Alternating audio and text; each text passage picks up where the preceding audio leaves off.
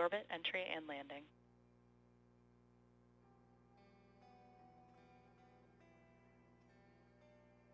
Dragon, copy, go for deorbit.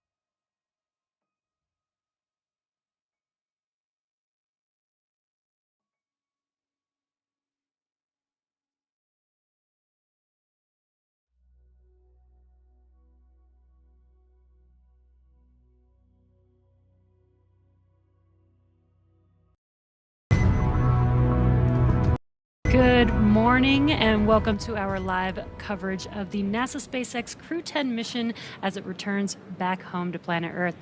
Dragon Endurance departed the International Space Station yesterday evening at 6:15 p.m. Eastern Time or 3:15 p.m. Pacific Time on August 8th for those of us here in California.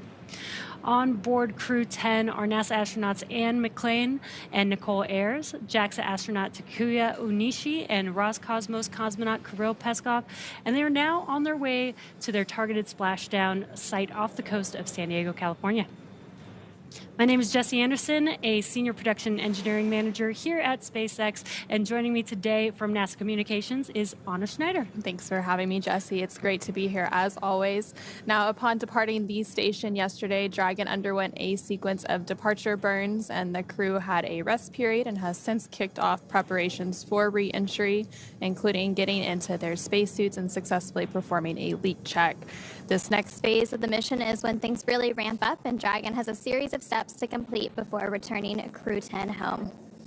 First, the spacecraft will perform a deorbit burn, which will put Dragon on a trajectory to return back to Earth. This burn will last about 17.5 minutes once it starts. The deorbit burn uses the Draco thrusters on Dragon, primarily the four located on the forward bulkhead, and it is executed at the apogee, which is the highest point of Dragon's current orbit around Earth. This deorbit burn will alter Dragon's path to ultimately line it up to re-enter Earth's atmosphere and splash down off the coast of California near San Diego this morning. Splashdown is planned for 8:33 a.m. Pacific Time or 11:33 a.m. Eastern Time. And then from there, Dragon will maneuver to the correct attitude and jettison its trunk, which is the cylindrical, unpressurized lower part of the spacecraft. The trunk is currently connected to the aft or bottom section of Dragon, where the heat shield is located. In order to expose the heat shield and get the vehicle ready for atmospheric re-entry, we'll jettison the trunk. After a successful liftoff and separation from Falcon 9 back on March 14th, Crew 10 made their way on board Dragon to the International Space Station and will complete 148 days in space upon mission completion with Splashdown later today. NASA astronauts Anne McClain and Nicole Ayers, in the center there on your screen, conducted one spacewalk during their 5 months in space on May 1st. During that spacewalk, they relocated a space station communications antenna and the initial mounting bracket installation steps for an IROSA, or International Space Station Rollout Solar Array, that will arrive on a future SpaceX Commercial Resupply Services mission. Crew 10 began packing for their voyage home about a week ago and worked through tasks and shared lessons learned with the recently arrived Crew 11 team after they docked to the space station a few days ago on August 2nd. For return operations such as this, NASA and SpaceX closely coordinate with the United States Coast Guard to establish a safety zone to ensure public safety, the safety of those involved in the recovery operations, as well as the crew on board the returning spacecraft. Now, multiple NTMs, or Notice to Mariners, are issued in advance of and during recovery operations, and Coast Guard patrol boats are deployed to discourage boaters from entering the splashdown zones. And again, we want to stress to the public the need to respect the safety zone. Recovering a spacecraft from the water is a hazardous operation, and any other boats interfering increases risk to the astronauts in Dragon, as well as the teams working to recover them from the water and the safety of those that come too close. For the safety of our crew and your safety, we recommend you sit back and watch, and we'll bring you the best possible views of our astronauts' homecoming today. Exactly. So let's take a minute to meet our returning crew. Our commander, NASA astronaut Anne McClain, is your Crew 10 commander. Born and raised in Spokane, Washington, NASA selected McClain as an astronaut candidate in 2013. Crew 10 is her second space flight after launching aboard the Soyuz MS-11 in 2018 and serving as flight engineer on the International Space Station for Expeditions 58 and 59. In total, she has now spent 352 days in space and completed 3 spacewalks, totaling 18 hours and 52 minutes. McClain is a West Point graduate and colonel in the U.S. Army, a highly decorated Master Army aviator. McClain has more than 2,000 flight hours in 20 different aircraft. McClain is also an avid rugby player and former member of the USA Rugby Women's National Team. She currently lives in Houston, Texas. And then next up is the pilot for Crew 10, who is NASA astronaut Nicole Ayers. The Crew 10 mission was the first space flight for Ayers, and she completed 148 days in microgravity, and during that time, she participated in one spacewalk, totaling 5 hours and 44 minutes outside of the orbiting laboratory. She is a major in the U.S. Air Force and the first member of NASA's 2021 astronaut class named to a crew. A graduate of the U.S. Air Force Academy in Colorado Springs, Colorado, Ayers served as an instructor pilot and mission commander in the T-38 Adair and F-22 Raptor, leading multinational and multi-service missions worldwide. She has more than 1,400 total flight hours, including more than 200 in combat. And Nicole has a twin and was born in San Diego, California. So it'll be a little bit of a homecoming with that splashdown off the coast of San Diego later today. This is the second mission to the space station for JAXA astronaut Takuya Onishi after launching aboard the Soyuz MS-01 mission in 2016 as a flight engineer for expeditions 48 and 49 and has now spent a total of 263 days in space. Onishi received a Bachelor of Engineering degree in Aeronautical and Space Engineering from the University of Tokyo and soon embarked on a career in aviation with All Nippon Airways in Tokyo. He was selected as an astronaut candidate by JAXA in 2009, and during his stay on the space station, he became the first Japanese astronaut to capture the Cygnus spacecraft in space. When he's not training, Onishi enjoys flying, playing the saxophone, movies, and hiking. And then last but not least, to round it all out, is mission specialist and Roscosmos cosmonaut Kirill Peskov. This is also his first flight, similar to Ayers, and he will have completed 148 days in space after this mission. Before his selection as a cosmonaut in 2018, Peskov was a co-pilot on the Boeing 757 and 767 aircraft for airlines Nordwind and Ikar. Assigned as a test cosmonaut in 2020, he has additional experience in skydiving and zero-gravity training. And up next, Dragon will perform a slew or maneuver to deorbit burn attitude and then deorbit burn and then perform the deorbit burn itself. This deorbit burn is the last time the forward Dracos will ignite, which are the 4 thrusters located on the top of the spacecraft underneath the nose cone. Now the deorbit burn will place Dragon on a precise trajectory to return to the splashdown zone off the coast of San Diego, California this morning, and we are expecting that deorbit burn to begin in about 15 minutes or so from now.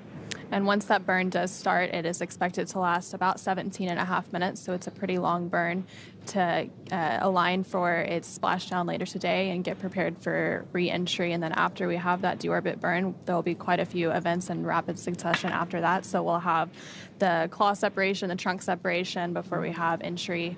And then after that, we will also, or right before entry, actually, we'll have that loss of signal that's expected for about 7 or so minutes. And then we'll reacquire signal, and that's just due to the plasma buildup as they re-enter Earth's atmosphere to conclude their 5-month mission aboard the International Space Station.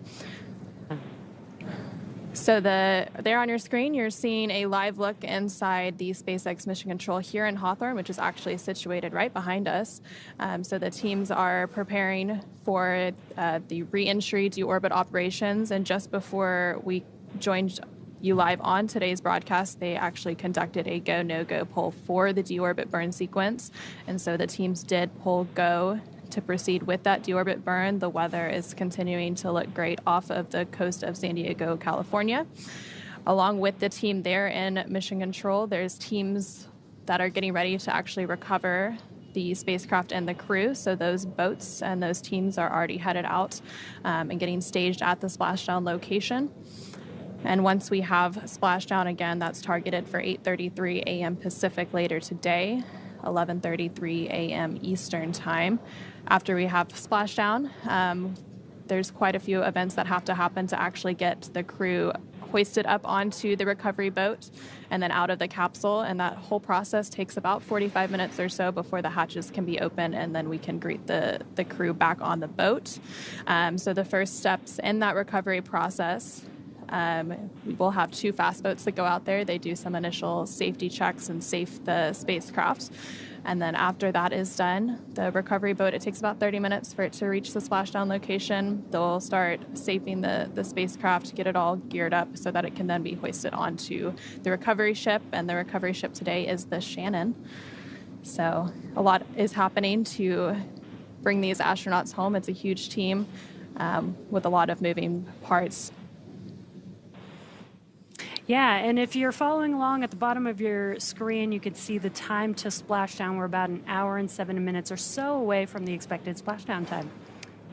And this is actually the first West Coast splashdown for a NASA crew. Yeah. So it's an exciting milestone after all of those operations have been shifted from the East Coast off the coast of Florida, moving over to California. So now with Crew 10, comprised of Anne McClain, Nicole Ayers, Takuya Onishi, and Kirill Peskov, ready to deorbit and splash down back on planet Earth. Of course, they are heading to one of the 3 targeted sites supported by SpaceX and NASA. All of these sites are located off the coast of California, either Los Angeles Oceanside or San Diego. Of course, today they are targeting the site at San Diego. And spreading the supported sites across multiple locations helps to maximize the return opportunities for this mission and future crews, lowering the chance we'll have to wave off due to bad weather. And for those of you following along, as I just mentioned, today's splashdown does mark the first Dragon recovery of a NASA crew on the West Coast. Yeah, exactly. After 6 years of successful recovery operations off the East Coast, we've moved all Dragon recovery operations to the West Coast. The From 2 and Axiom 4 private astronaut missions were among the first to splash down off the coast of California after our return to the West Coast. NASA and SpaceX jointly selected our splashdown zones location from one of these 3 sites off the coast of California, and today the primary recovery site is San Diego, as we've been mentioning. The selection process works with a lot of different variables, including the space station's orbital trajectory, what landing sites are available and have favorable weather, how much free flight capability Dragon has for the trip home, and the sleep schedule for the returning crew members. We'll start with calculating daily return options based off of the space station's current orbit and Dragon's capabilities to maneuver and line up for reentry. The time from undock to landing at the primary site can vary from less than 6 hours to more than 39 hours. And of course, today's phasing from undocking yesterday is about 17 and a half hours. So they undocked yesterday at 3:15 p.m. Pacific with the splashdown today at 8:33 a.m. So getting home the quickest comes with some obvious benefits, but we always have to make sure the crew is properly rested for dynamic operations, preventing us from scheduling 20-plus hour days for them. And right there on your screen, you're actually seeing a great live look inside the Dragon Endurance spacecraft as the crew continues to prepare for those deorbit and entry operations. You're seeing them all suited up, and the closest view on your screen right there is Roscosmos cosmonaut Kirill Peskov. Dragon SpaceX deorbit sequence start in 5 minutes.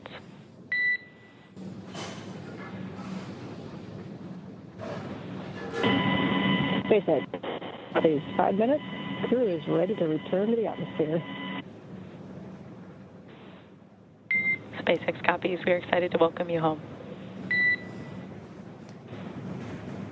And there we just heard some communications between the core or the crew operations resource engineer who is staged here in SpaceX's Mission Control in Hawthorne, between the Crew 10 astronauts currently aboard the Dragon spacecraft, confirming that they are going to begin the deorbit sequence in about 5 minutes from now. So things are really starting to get geared up.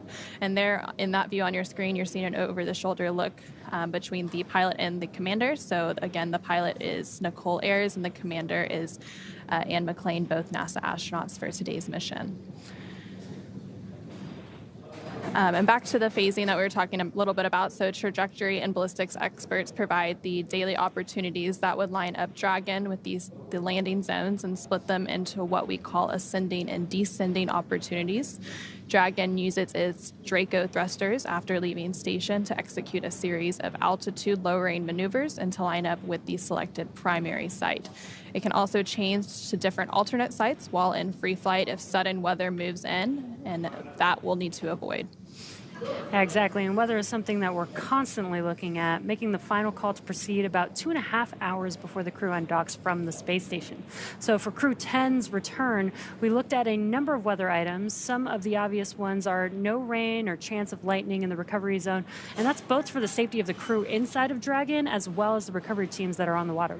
And we're also looking at things like wind speeds. We need those to be less than 15 feet per second, or about 10 miles per hour, and relatively calm seas, so we can safely execute those recovery operations, which includes landing a helicopter on the recovery ship to fly the Crew 10 astronauts to California. And once Dragon began flying free yesterday after undocking, there were a number of additional checkpoints to either proceed toward the primary site of San Diego or head to the alternate sites or select a new zone based on real-time weather data. These checks happened all the way up until we were in the final hours before the deorbit burn, which is the last burn in the trip home and commits Dragon to re-entering the Earth's atmosphere. And again, we just had that final go, no-go poll about 20 minutes ago, and that was to commit Dragon to the deorbit burn to set it up for a splashdown off the coast of San Diego, California. Yeah, and we say this all the time, weather is the one thing that we can't control, and with these crew operations, there's a lot of variables that we have from the time that the Dragon spacecraft leaves the space station all the way through re-entering the Earth's atmosphere, the splashdown zone. So there's a lot of things we have to look out for, but the great part is we've got a lot of experience with this now, this being Crew 10's return home. And we've got the new splashdown zones, which is really cool. We have different options that we can look at to make sure that the weather is always good where we're coming back and bringing the crew back home. And those weather briefings for Crew 10's undock and splashdown actually began several days ago, basically a couple of days after Crew 11 launched and docked to the International Space Station, which took place on August 2nd. And we initially waved off of a couple of undock opportunities, and then we finally got good weather, which set us up for the undocking yesterday and splashdown today. So the teams are continuously evaluating weather, and weather is just one of those things you can't really control. So, and right now we are just under 1 hour away from splashdown, so things are starting to ramp up as we continue to bring Crew 10 home. And you were mentioning that it's the 10th operational flight for Dragon to the International Space Station. Another milestone this year for NASA is it'll be at the 25th year of continuous human presence aboard the International Space Station. And in that time, a lot of science and research has been conducted, over 4,000 different research investigations across the life of the International Space Station, and things are continuing to happen during Crew 10's mission. They completed over 200 science investigations, contributing more than 600 hours of crew time to supporting that science and research aboard the International Space Station. And speaking of the history of the space station and the crew doing experiments on the orbiting laboratory, we've also got some flight history for Dragon. Development of Dragon for Crew started with the Dragon cargo spacecraft. Dragon was designed from the beginning for flying humans to space, so even from the start, the first Dragon had a window on it, even though we didn't have people on it. Before we could fly humans, our teams implemented a number of design upgrades to make sure that both Dragon and Falcon 9 were suitable for flying people, and then put both vehicles through thousands of tests to prove their safety. Now, Dragon is capable of carrying up to 7 passengers. We've been flying 4 with every single NASA crew mission. It's also capable of returning significant amount of cargo back down to Earth, which is the first private spacecraft to take humans to the space station. Dragon is fully autonomous, which means that it flies itself, but it does have features to fully manual override the vehicle in case of emergency. Dragon is also almost 27 feet tall from the bottom of the trunk all the way to the top of the nose cone. Dragon is comprised of 2 main elements: the spacecraft, which is designed to hold the crew and pressurized cargo, and then the unpressurized section, which is known as that trunk. And we did just hear confirmation that the deorbit slew maneuver was just completed. And again, that maneuver sets up Dragon in the right trajectory and attitude to complete the deorbit burn. So we'll expect that deorbit burn to then start about 5 minutes from now that it's in the correct configuration. And again, once that deorbit burn does start, it'll last about 17.5 minutes, so a relatively long burn for deorbit today. Going back to the Dragon spacecraft and a little bit more, the nose cone at the top of the spacecraft protects the docking system and also the guidance navigation control system. The nose cone opens for docking and remains attached to the Dragon spacecraft, unlike the previous version of Dragon, which helps SpaceX towards their reusability efforts. Opposite the nose cone is the trunk, and it provides attachment points for Falcon 9 and the Dragon spacecraft and cargo. One half of the trunk is covered in solar panels that provide power to Dragon during flight and while on the International Space Station, and the other half contains a radiator that rejects heat from the active thermal control system to space using SpaceX's new Pica tiling technology. And the trunk has aerodynamic fins, which provide stability in the event of an emergency abort. And in the event of an abort, Dragon is outfitted with 8 Super Draco thrusters, which will power the astronauts to safety, which is applicable during the launch phase of a flight. And the Dragon Super Draco launch escape system is a key safety feature of Dragon, giving the crew the ability to quickly separate from Falcon 9 and safely escape the time of launch all the way to orbit, a feature that no other spacecraft in history has possessed. Dragon is also equipped with 16 Draco thrusters used to orient the spacecraft during the mission, including apogee and perigee maneuvers, orbit adjustment, and attitude control.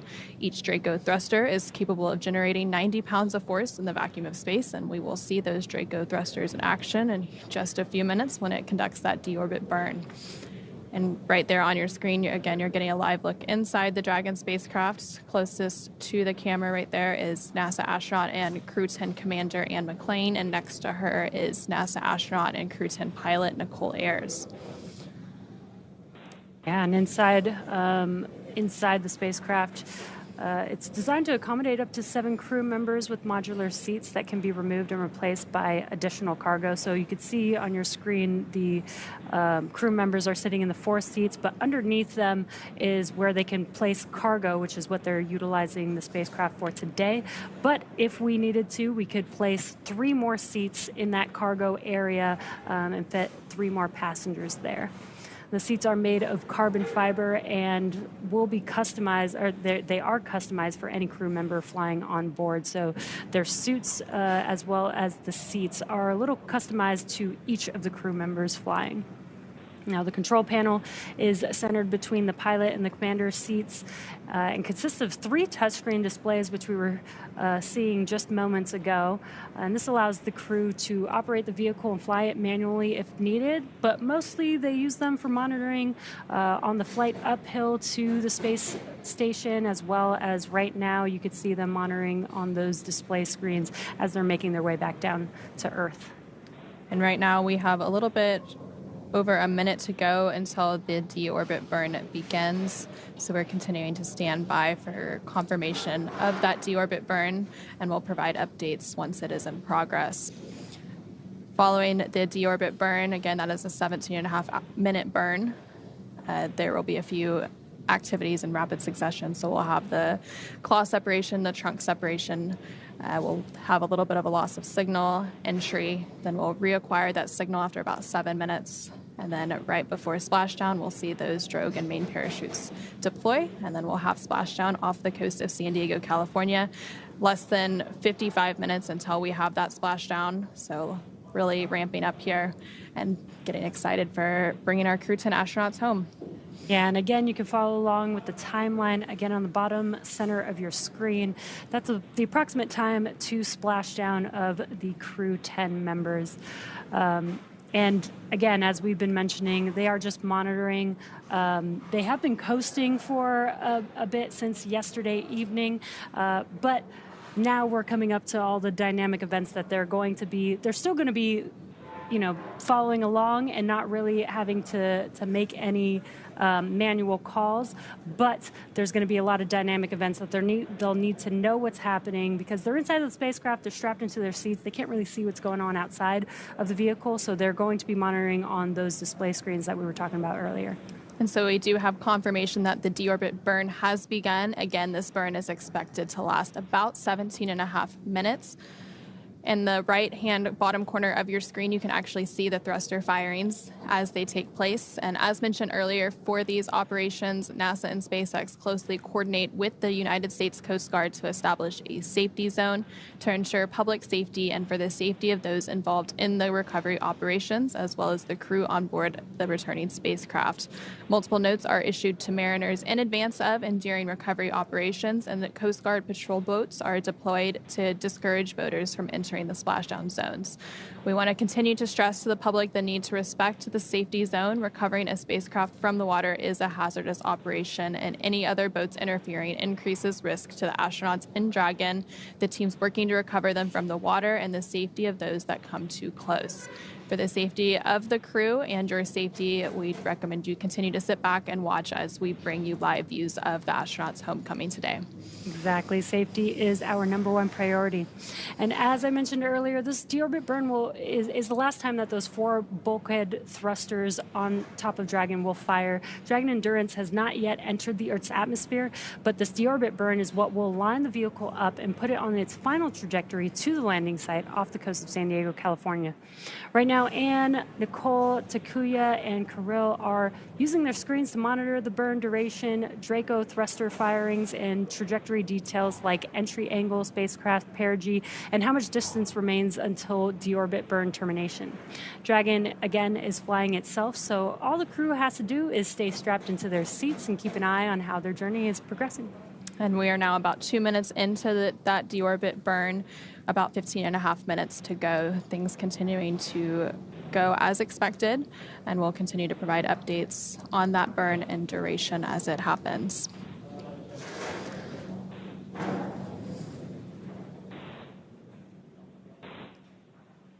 Yeah, and as we mentioned earlier, SpaceX has been recovering Crew Dragon off the coast of the West Coast, off the coast of California. And today is NASA's first crew coming home back to the West Coast. Now, previously, NASA did do recovery operations off the West Coast, but with our NASA crew with SpaceX, we have been recovering the crew off of the East Coast previously until today. Crew 10 will be the first off of California. Yes, it'll be an exciting milestone. And also, if you compare it a little bit to other spacecraft recoveries like Soyuz, which actually lands on land, SpaceX is a little bit unique in that aspect where we recover it in the water. So the recovery operations and things that have to happen are a little bit different.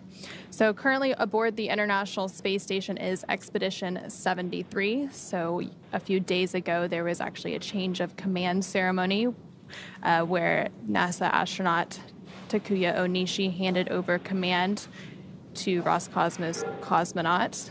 And after departing the International Space Station yesterday, they went from 11 people on board to 7 people. So during that Crew 11, Crew 10 handover period, after Crew 11 arrived on August 2nd, there was a few days of handover to get Crew 11 up to speed on space station operations and everything they needed to know before Crew 10 departed yesterday. Again, that departure taking place at 3:15 p.m. Pacific, 6:15 p.m. Eastern. So now the crew size has gone back down to 7, which is pretty standard now, except for when we have those handover periods. And we're not expecting any new crew arrivals again until the next Soyuz mission, which will be towards the end of the year. And that will also be when Expedition 74 kicks off. And also on board the International Space Station as part of Expedition 73 are NASA astronauts Johnny Kim, along with the newly arrived Zena Cardman and Mike Fink. There's also JAXA, or Japan Aerospace Exploration Agency astronaut Kimiya Yui, who is also part of Crew 11, along with Roscosmos cosmonauts Sergei Ryzhikov, Alexei Zubritsky, and the newly arrived Oleg Platonov, who was also aboard Crew 11 last week. It's quite a few crew members on the space station. I do think that it's pretty cool that we've had presence on the laboratory for the last 25 years, and we're continuing that. Even with just 7 people, there's so much science and research that they can do while they're out in space. And if you think about it, there's been someone orbiting above your head for the last 25 years, which is truly incredible if you think about it. The deorbit burn is, of course, continuing to take place. It's a little over 5 minutes complete, so we have About 12 minutes to go before that deorbit burn is complete. Again, we're expecting it to last a total of 17 and a half minutes. Following deorbit and splashdown, Crew 10 will have spent 148 days in space, orbiting the Earth more than 2,300 times, traveling more than 62.7 million statute miles. The crew saw the arrival of 5 visiting vehicles since their arrival in March when they docked to the space station, and this included the Soyuz MS-27 spacecraft that carried NASA astronaut Johnny Kim to the station, SpaceX's 32nd commercial resupply mission, the 4th private astronaut flight, Axiom Mission 4, the Russian Progress 92 cargo spacecraft, and of course, the most recently, the arrival of the Dragon spacecraft carrying Crew 11. They also saw the departure of 6 visiting vehicles, including Northrop Grumman's 21st cargo resupply Cygnus spacecraft, the Soyuz MS-26 spacecraft that returned NASA astronaut Don Pettit back to Earth, SpaceX's 32nd commercial resupply mission, the 4th private astronaut flight, Axiom Mission 4, and the Russian Progress 90 cargo spacecraft. And following the completion of Crew 10 with splashdown later today, NASA astronaut and Crew 10 commander Anne McClain will have spent 352 total days in space across 2 flights, having previously spent 204 days in space during expeditions 58 and 59. And then JAXA, or Japan Aerospace Exploration Agency astronaut Takuya Onishi will have spent 263 days in space across his 2 flights to station. And then, of course, this was the first flight for both NASA astronaut Nicole Ayers and Roscosmos cosmonaut Kirill Peskov, so they will have both logged 148 days in space. And we are now about 7 minutes into the duration of the deorbit burn, about 10 more minutes to go until that is completed. During their stay aboard the International Space Station, both NASA astronauts Anne McClain and Nicole Ayers conducted 1 spacewalk outside the orbiting laboratory. That spacewalk totaled 5 hours and 44 minutes. McClain has now conducted 3 spacewalks through the duration of her career for a total of 18 hours and 52 minutes spent outside the International Space Station. Yeah, Anna, you mentioned seeing all the different vehicles that came to the space station while the crew was on board. If you haven't been following along with some of the crew members, like Nicole Ayers, she's been posting, and she actually posted after Crew 11 arrived at the space station, showed some really cool views of both Dragon Endurance and Dragon Endeavour, both docked to the International Space Station. Also, some cool spacewalk photos there you can see on your screen, and that is Nicole Ayers performing that spacewalk, which is really awesome. And so she performed that spacewalk alongside her crewmate, NASA astronaut Anne McClain.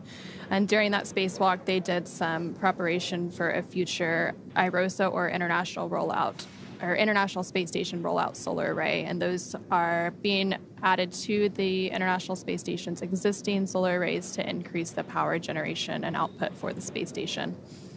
Yeah, something that sometimes people don't know is that the astronauts are not only scientists, but they are also mechanics. They fix things. They have to go. Spacewalk sounds like maybe that's something fun to go out and do, but they're really going out there to fix something or install something new, which I think is really cool that they have all these very diverse skills that they're able to utilize. They're really the jack of all trades. They really do have to be the jack of all trades. And of course, if you look at their backgrounds, they have engineering backgrounds, they have science backgrounds, but they have to be able to support all of those science and research investigations. And there currently on your screen, you actually see a photo of the Expedition 73 crew. It looks like they're all gathered together, sharing a meal inside the International Space Station.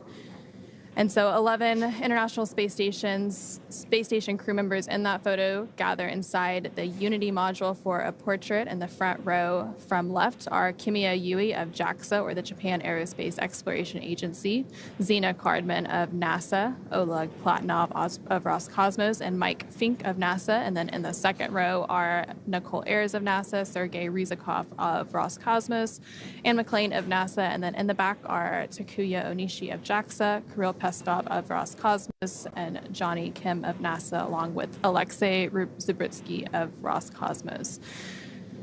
And right now we are about 10 minutes into the deorbit burn, over halfway complete with that burn. about 7 minutes to go until it is completed, setting Crew 10 and Dragon up for their re-entry into Earth's atmosphere a little bit after that. Yeah, and that deorbit burn should complete around the 36-minute mark on that time to splashdown clock on the bottom center of your screen. But we will wait for confirmation to call that, but it should be around that 36-minute mark. So here in this photo, 6 of 7 Expedition 73 crew members also posed for another portrait during dinner time at the galley inside the International Space Station's Unity module. Clockwise from bottom are JAXA astronaut Takuya Onishi, NASA astronauts Anne McClain and Nicole Ayers, along with Roscosmos cosmonauts Sergei Ryzhikov, Kirill Peskov, and Alexei Zubritsky. So, of course, 4 of those crew members are returning today as part of Crew 10. It's cool to see that they're still gathered around a table, even in space. But most people are familiar with the idea of a mission patch, but you might not know how they come to exist. For decades, crew members have worked together to develop the patch for their mission, determining which aspects of the mission they want to highlight and any special details they'd like to include. The crew themselves can design their patch, or they can share their design ideas with an artist who makes it come to life. The Crew 10 patch is a 10-sided patch with the Roman numeral X boldly in the center, representing the 10th operational flight of the Dragon crew spacecraft. The Dragon, which is also the spacecraft's namesake, is depicted with its wings out in full flight, representing the 4 professional pilots that make up the crew complement. The Dragon is also illuminated by one of Earth's stunning and beautiful sunrises. It is focused on the International Space Station and its mission while keeping a watchful position above Earth. The stars on the patch are red, white, and blue for the flag colors of each crew member's home country, and the brightest stars represent the crew's closest family members and support system. yeah, I love these patches. The detail that goes into them is so amazing. Almost every single stitch on them means something, and I love that the crew is able to come together and come up with a design that means something to them. Yeah, it's always a meaningful experience that all has some sort of meaning and inspiration drawn from all areas of their life. Again, that deorbit burn is still underway. We're just under 13 minutes into the burn's duration. That burn expected to last 17 and a half minutes total. So just a few minutes to go there, and we're seeing some great live views again inside the Dragon Endurance spacecraft, which is carrying the Crew 10 members home, and you can see them actually monitoring the burn there on their screens. There in the center of your screens, of course, you have NASA astronauts Anne McClain and Nicole Ayers, the commander and pilot, respectively, of the Crew 10 mission. And again, we are currently in that deorbit burn. You can see in the bottom right-hand corner that graphic showing the 4 bulkhead thrusters firing, all at different times. It takes a sequence of those thrusters firing to complete each and every burn. And again, this is the last time that these 4 bulkhead thrusters will be firing. Once this deorbit burn is complete, we'll start preparing the spacecraft for re-entry, and that'll come with closing the nose cone, so those thrusters will no longer be needed for the rest of their journey back home. And you mentioned the nose cone, which will be closed. So the nose cone was initially opened following launch and orbital insertion of Crew 10. So when they first got to orbit, the nose cone was open to expose those guidance and navigation sensors on its way to the International Space Station. So it's been open this whole time as Dragon Endurance has been docked to the International Space Station. So once it closes, it'll be the first time that it's been closed since their launch and orbital insertion back on March 14th earlier this year. Yeah, and in earlier Dragon spacecraft days, we did jettison the nose cone, but with reusability, this is one of the key improvements for reusing these Dragon spacecraft is being able to reuse the nose cone. So now we close the nose cone. It's not really needed during re-entry, but it is needed during ascent, during launch for the spacecraft. So being able to reuse it, close it when it comes back home, and then rinse and repeat. And so we are about 15 minutes into that deorbit burn, less than 3 minutes remaining in that burn duration. You can see at the bottom right corner of your screen those thrusters continuing to fire for this burn to set it up for its entry and splashdown off the coast of San Diego, California, about 38 minutes from now, as you can see that countdown on your screen. A great live view inside of the spacecraft. You could see some of those patches that were on near the seats of the spacecraft, showing the different crews that have flown on Dragon Endurance. And right next to the thrusters on the bottom right hand of your screen, you can also see a map or a globe that shows where Dragon currently is. So right now it's off the coast of Australia as it continues to make its way off the coast of California. And there's less than 2 minutes remaining in the burn. The crew settled in and getting ready for their re-entry. We are coming up on completion of that deorbit burn, expected in less than a minute from now. We will wait for confirmation.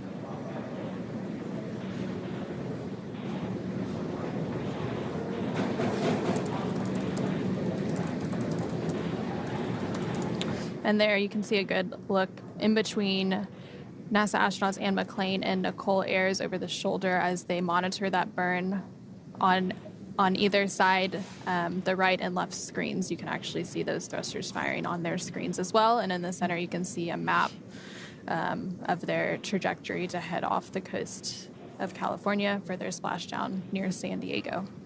Yeah, as we've been mentioning, this is a fully autonomous vehicle, so they're just monitoring and they are hearing noises inside of the spacecraft, so being able to see what's going on outside of the spacecraft helps them understand what those sounds are. And there's about 30 seconds remaining in the burn, so we should be hearing confirmation of burn complete pretty soon from the teams here in Mission Control, SpaceX Mission Control in Hawthorne. You saw Anne McClain using her tablet there. They do have those display screens. Dragon, SpaceX, deorbit burn complete and performance nominal. Trunk separation sequence initiated. SpaceX Dragon, copy nominal deorbit burn. And we had confirmation that the deorbit burn is now complete and the trunk separation sequence is now beginning. This means that the umbilicals are going to disconnect and Dragon is going to separate or jettison from the Dragon spacecraft. And we did just hear confirmation that the claw separation has been completed and that trunk separation should be taking place in about 30 seconds from now. So we're going to have several events happen in rapid succession now as we're just over 30 minutes away from splashdown.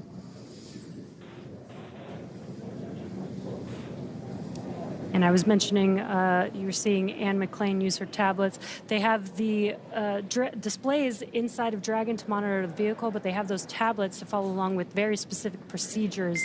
Dragon, SpaceX, nominal trunk jettison. SpaceX Dragon, copies nominal trunk jettison. We see entry prep. And great news, we just heard confirmation of trunk separation. So far, telemetry is looking good. The nitrox system is primed for cabin and suit cooling, and the heat shield is now exposed and ready for atmospheric reentry. So the trunk has now served its purpose by gathering energy from the sun through its solar cells and converting that to battery power. And since we have separated the trunk, Dragon can't generate any more new power, but they don't need it since we're coming home and Dragon has stored enough battery power to be able to make its way home. And we are now hearing that the nose cone is starting to close, so that is currently underway. Yeah, exactly. Dragon is now closing that nose cone to protect the forward hatch for re-entry. Now, once it's closed, it will be locked by a set of hooks. And in the background, Dragon is currently inhibiting those forward bulkhead Draco thrusters that we just used to complete that deorbit burn, ensuring it's safe to latch the nose cone shut for re-entry. And here's a great live view of that nose cone coming closed. And the nose cone is over 25% closed so far, so happening pretty quickly. Also, the Dragon spacecraft has initiated the nitrox suit purge. This will help keep the Crew 10 astronauts cool and comfortable during re-entry, which is coming up in about 20 minutes. At this point, the crew are using their screens, as you saw a few minutes ago, to monitor the locking of the nose cone. And that nose cone is now about 50% closed and continuing to close. And of course, then we'll have the hooks to fully close it. Yeah, that nitrox is going to be very important because during re-entry, the outside of the vehicle gets really, really hot, about 3,000 degrees Fahrenheit. So keeping the crew cool throughout that period is going to be very important. We are expecting that nose cone to be completely closed in about 2 minutes from now at 8:02 a.m. Pacific, 11:02 a.m. Eastern. So we're continuing to monitor the progress of that nose cone closure. And again, you're seeing great live view of the nose cone closing. That camera on the nose cone actually showing it in progress.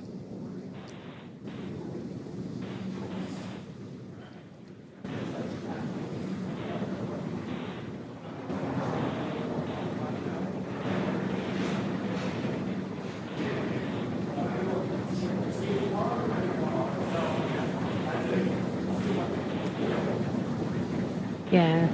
And as Anna mentioned, this is a view looking forward on the spacecraft as that nose cone is coming closed.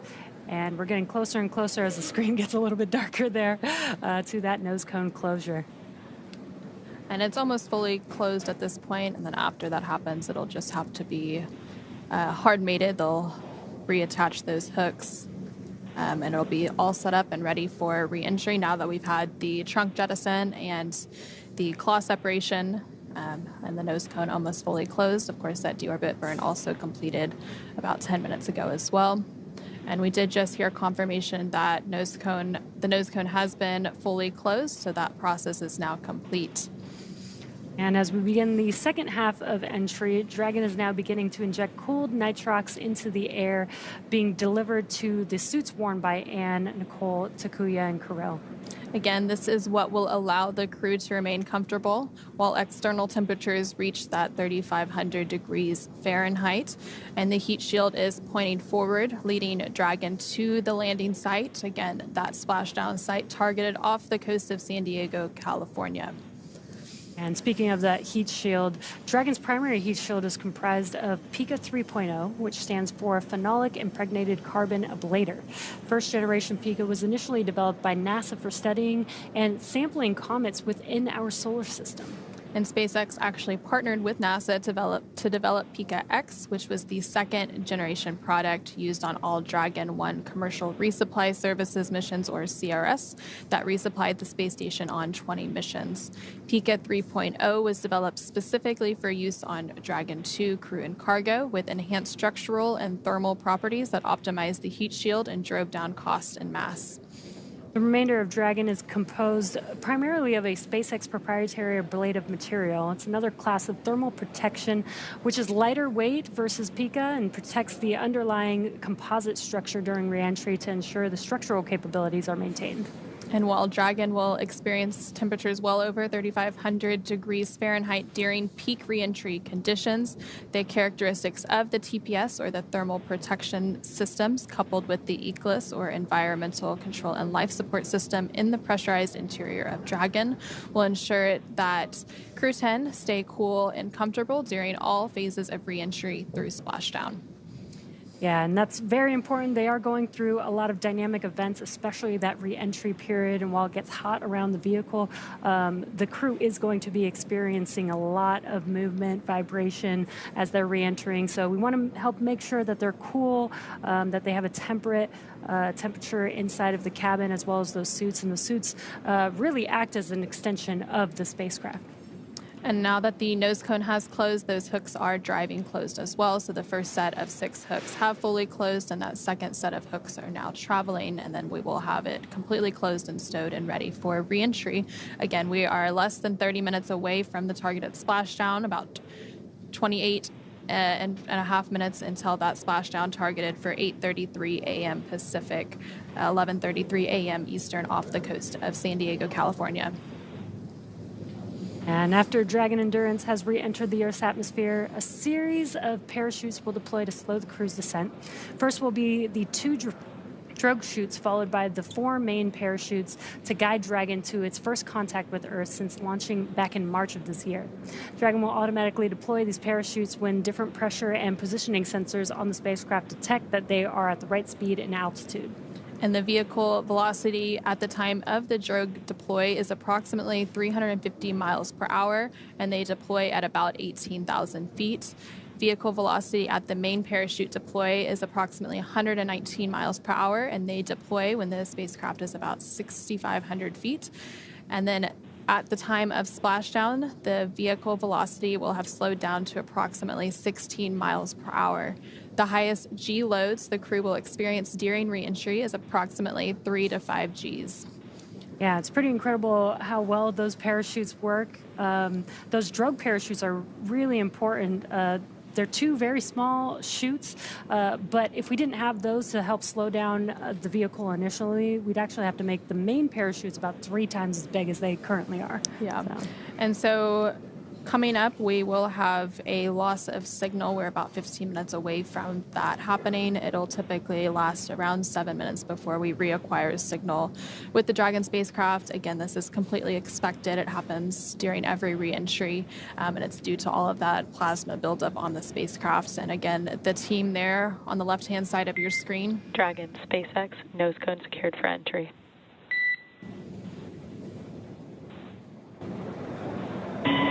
SpaceX Dragon copies.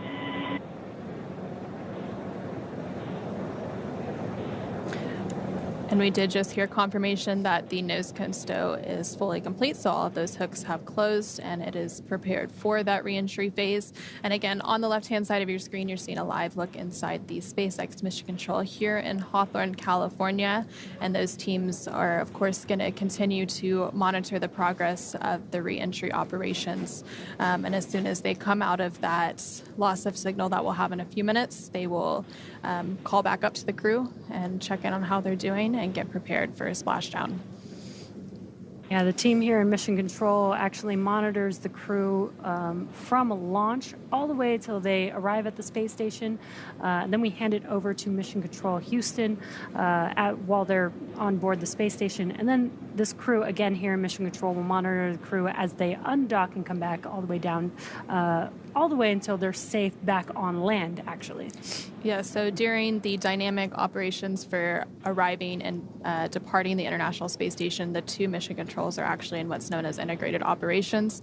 So yesterday, during undocking and departure of the Dragon Endurance spacecraft and Crew 10, the SpaceX Mission Control team and the NASA Mission Control team in Houston were working in tandem during that operation until Dragon exited what is known as the approach ellipsoid, which is one of those 2 invisible boundaries surrounding the International Space Station that guide arriving and departing visiting vehicles to the space station. Yeah, and I did say back on land, but I meant back on planet Earth. Once they're out of the spacecraft, then we have the medical teams checking in with the crew, making sure that they're safe, healthy, and then they'll take a helicopter ride back to land to continue their research. They do still have to get checked out, and the mission doesn't completely end right when they land back on Earth. They do still have a little bit more research to complete.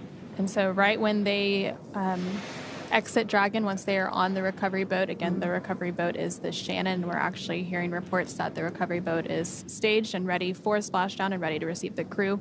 But it'll begin with medical evaluations on the boat, and that will progress through exercises that improve mobility, balance, flexibility, aerobic conditioning, strength, endurance, and the body's ability to sense its position. Dragon, SpaceX for final entry briefing. Report when ready to copy.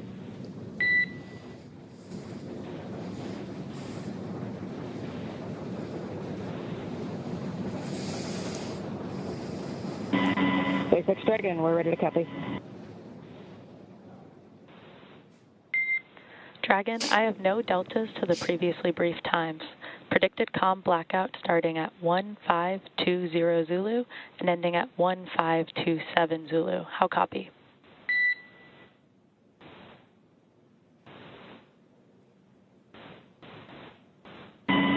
SpaceX Dragon, we copy. No deltas and 1520 to 1527 for com blackout. That is a good read back, Dragon. The vehicle is healthy, weather is still looking good, and recovery forces are on site. I have one final reminder that the Vehicle 1 Rio LED on your control panel is unavailable. The health of the flight computer and avionics can be monitored on your displays. SpaceX will make expected calls regarding automated chute deployment. Any questions for our team?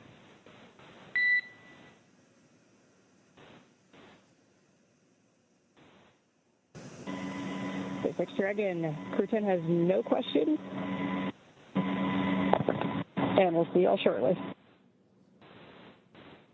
Copy on the no questions. And with that, can you please verify that visors are down, tablets are secured, and restraints are tightened no later than 150 kilometers?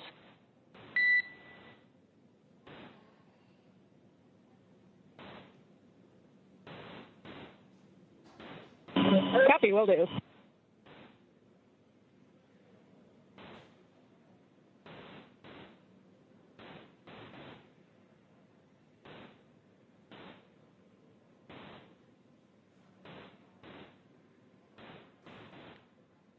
And we did just hear that briefing between the core, the crew operations resource engineer, and the Crew 10 astronauts aboard Dragon to confirm their readiness for re-entry. We are expecting that communications blackout to take place about 9 minutes from now. Again, it'll last about 7 minutes during that re-entry phase as they start to return to Earth's atmosphere and the gravity associated with it. Again, while they were aboard the International Space Station, of course, they were in the microgravity conditions, so it does have some impacts on the human body. So the returning astronauts will undergo the same pre-flight tests to assess their health status, and these results inform a personalized reconditioning program to restore their physical performance safely and progressively to their pre-flight baseline.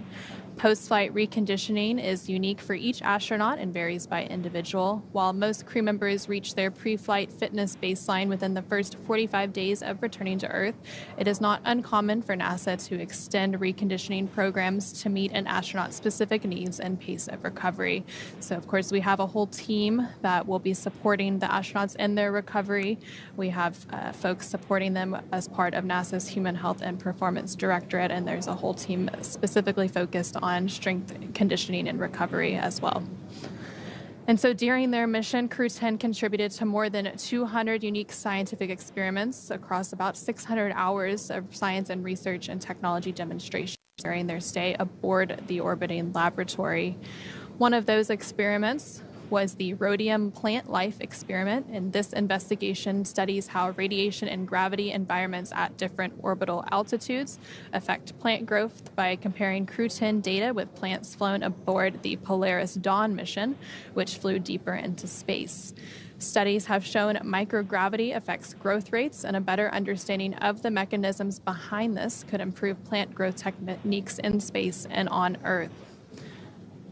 As mentioned earlier, NASA astronauts Anne McClain and Nicole Ayers also conducted a spacewalk to upgrade the International Space Station's power generation systems. The duo installed hardware to support an IROSA, or International Space Station Rollout Solar Array, which are more compact and produce more power than the station's original arrays. The IROSAs were first demonstrated aboard the orbiting laboratory in June 2017, and 8 have been installed to augment the power available for scientific research and other activities.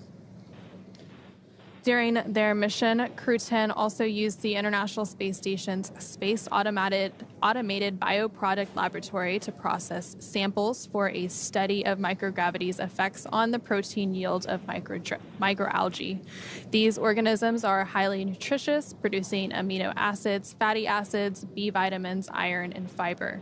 The microalgae could provide sustainable meat and dairy alternatives during long-duration space missions. It also could be used to make biofuels and bioactive compounds and medicines in space and on Earth. And the International Space Station, of course, orbits more than 250 miles above Earth, giving astronauts a unique view. SpaceX Dragon, tablets are secured, restraints are tightened, visors are down, crew is ready for entry. SpaceX copies. Crew are configured for entry. We are 5 minutes until predicted comm blackout. See you on the other side at 1527 Zulu.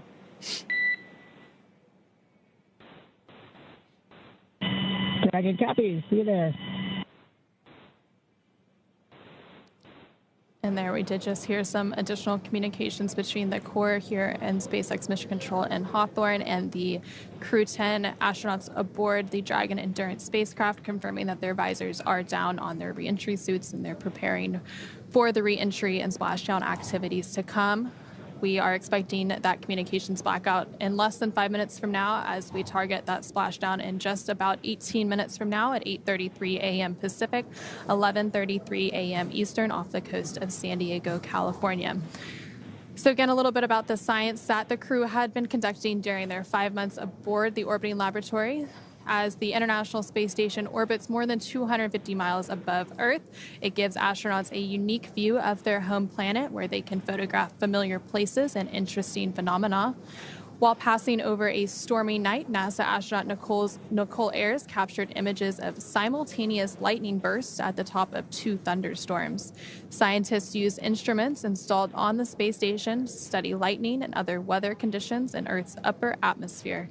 This research helps protect communication systems and aircraft while improving atmospheric models and weather predictions. And you can see a view of that photo there just on your screen. It's quite beautiful. And we're about 4 minutes away from that communications blackout.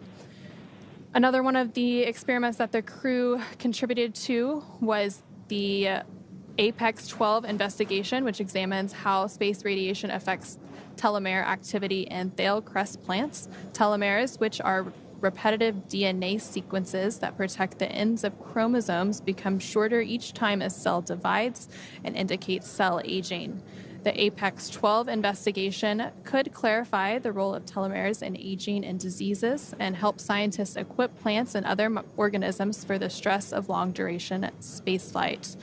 And to round it all out, one of the other experiments they conducted was using a fluorescent microscope known as ELVIS, which captures the motion of microscopic algae and bacteria in 3D, a new capability aboard the International Space Station. The technology could be helpful in various applications in space and on Earth, such as monitoring water quality and detecting potentially infectious organisms. And so we are now about 3 minutes away from that communications blackout, and during that we'll also have confirmation that entry begins. It typically happens about 2 minutes after the initial loss of signal with the spacecraft. We'll begin that entry process. Yeah, the communications blackout is expected at 8:20 and through 8:27. So some other cool photography while on station. Dragon docked to the International Space Station, soars 259 miles above Cambodia in this long-duration photograph revealing star trails, lightning storms, and the city lights of Southeast Asia streaking below. And I love these incredible views that they get, and they get to take these photos that we get to see, even though we don't get to be up there in space with them. Just an incredible view. And we are now about 2 minutes away from that communications blackout, a little less than 2 minutes. And then after that, the entry will begin. We did hear that the nitrox and suit purge is underway, and they are beginning all of those entry preps.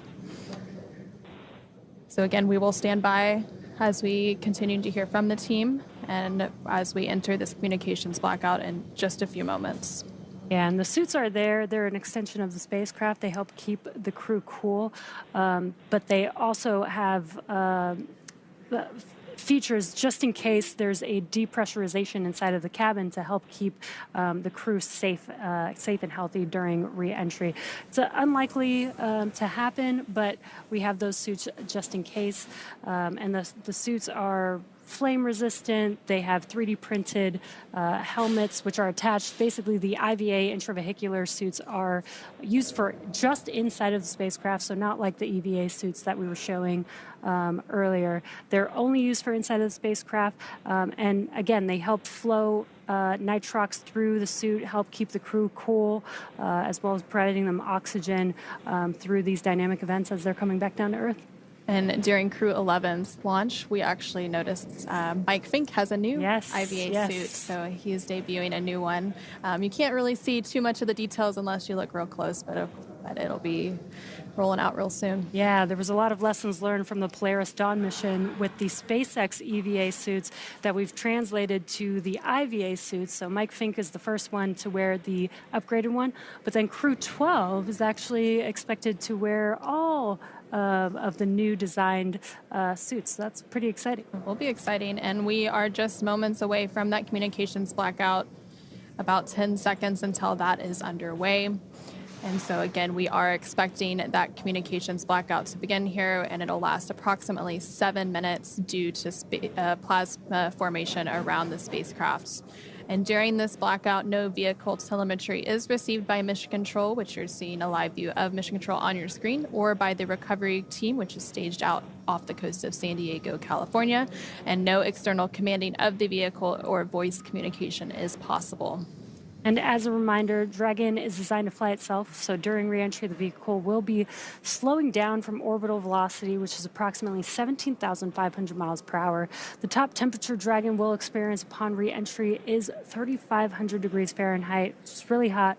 The blackout period is expected to last about 7 minutes. Again, it has begun at 8:20 a.m. this morning. Again, expected to be complete at 8:27 a.m. And we're not going to hear any comms right now because we know that we have a loss of signal at this moment, but at the expected 8:27 a.m. time frame, we'll start to hear some comms from the core to the crew, checking in to see if they have acquired the acquisition of signal again. And during that 7-minute comms blackout is also when the entry phase begins. So that is expected to begin about a minute from now at 8:22 a.m. Pacific, 11:22 a.m. Eastern time.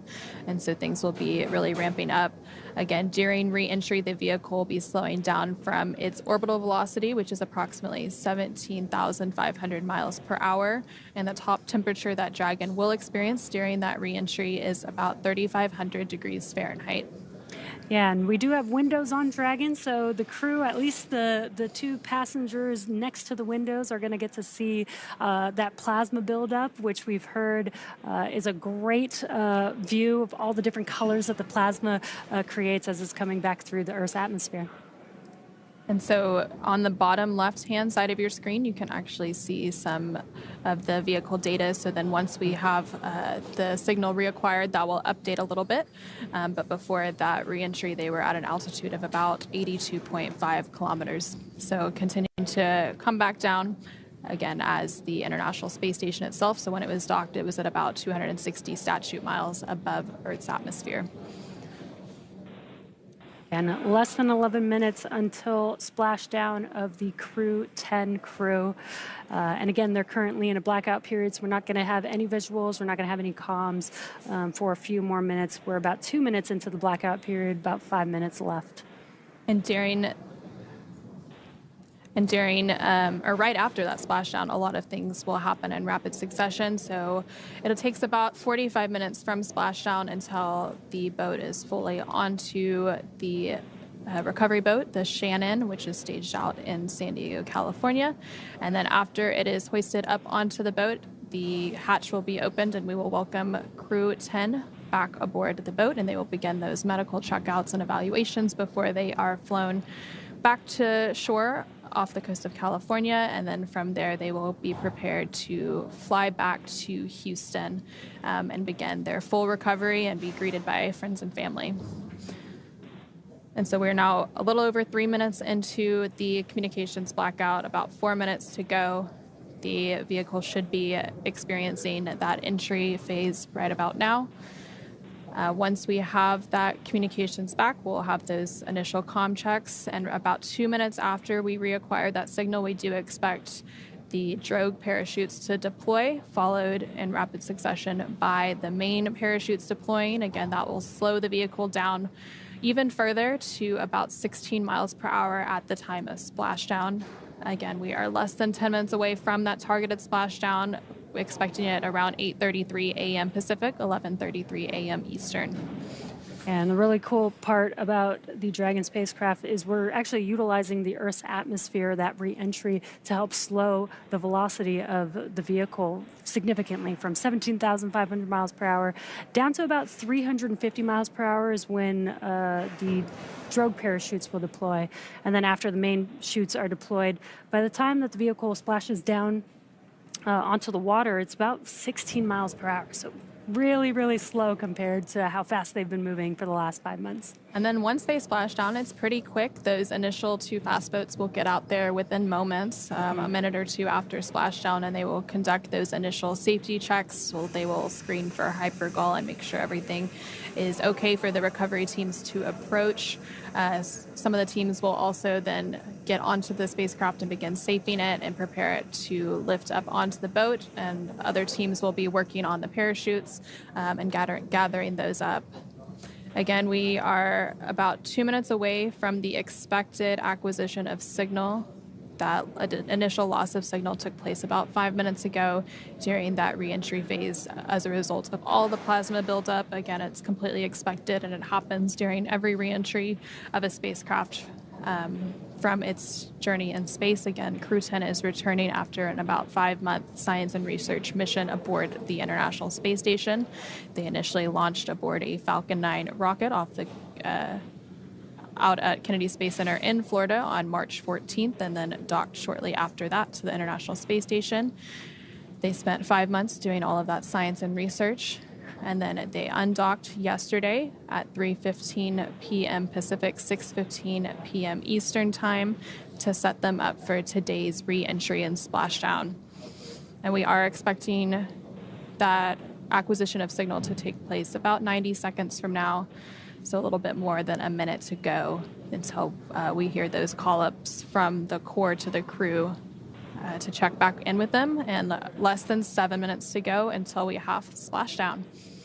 Yeah, it's getting very exciting here. I'm sure the crew is very excited to make it back home to planet Earth.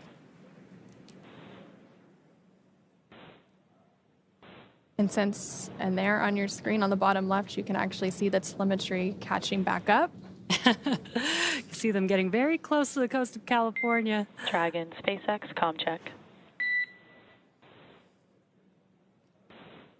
SpaceX Dragon, we have you loud and clear.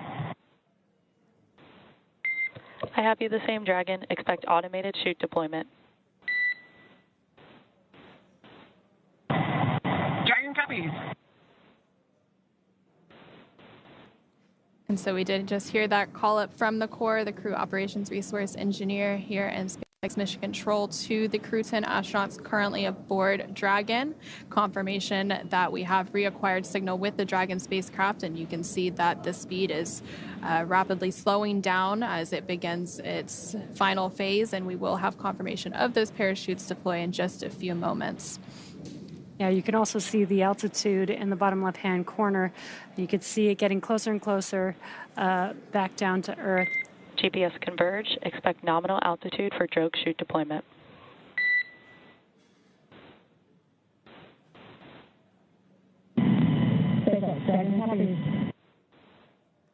And the core just informing the crew of what's going on. They're going to be feeling a lot of different things inside of the spacecraft where they can't see what's going on outside.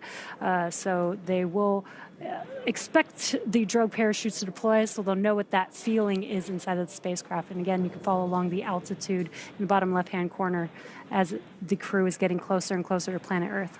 And we are expecting those drogue parachutes to deploy a little bit after 8:29 a.m. Pacific, 11:29 a.m. Eastern. And the crew there on your screen rotating in their seats in preparation for that splashdown. During that reentry, they are leaning more on their backs, but when they are coming in for splashdown, they can sit a little bit more upright in preparation for that touchdown. And on your screen from left to right is Roscosmos cosmonaut Kirill Peskov, NASA astronaut Nicole Ayers. Brace for drogue window.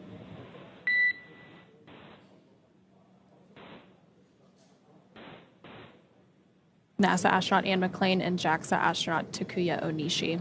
Again, they are getting prepared for that drogue deploy, which should be happening in just a few moments from now. Again, we expect that a little bit after 8:29 a.m. Pacific, 11:29 a.m. Eastern, and it will be followed shortly thereafter by the main parachutes deploying. And there you're seeing a live look as from the recovery team, a helicopter that has a camera tracking the spacecraft during its reentry.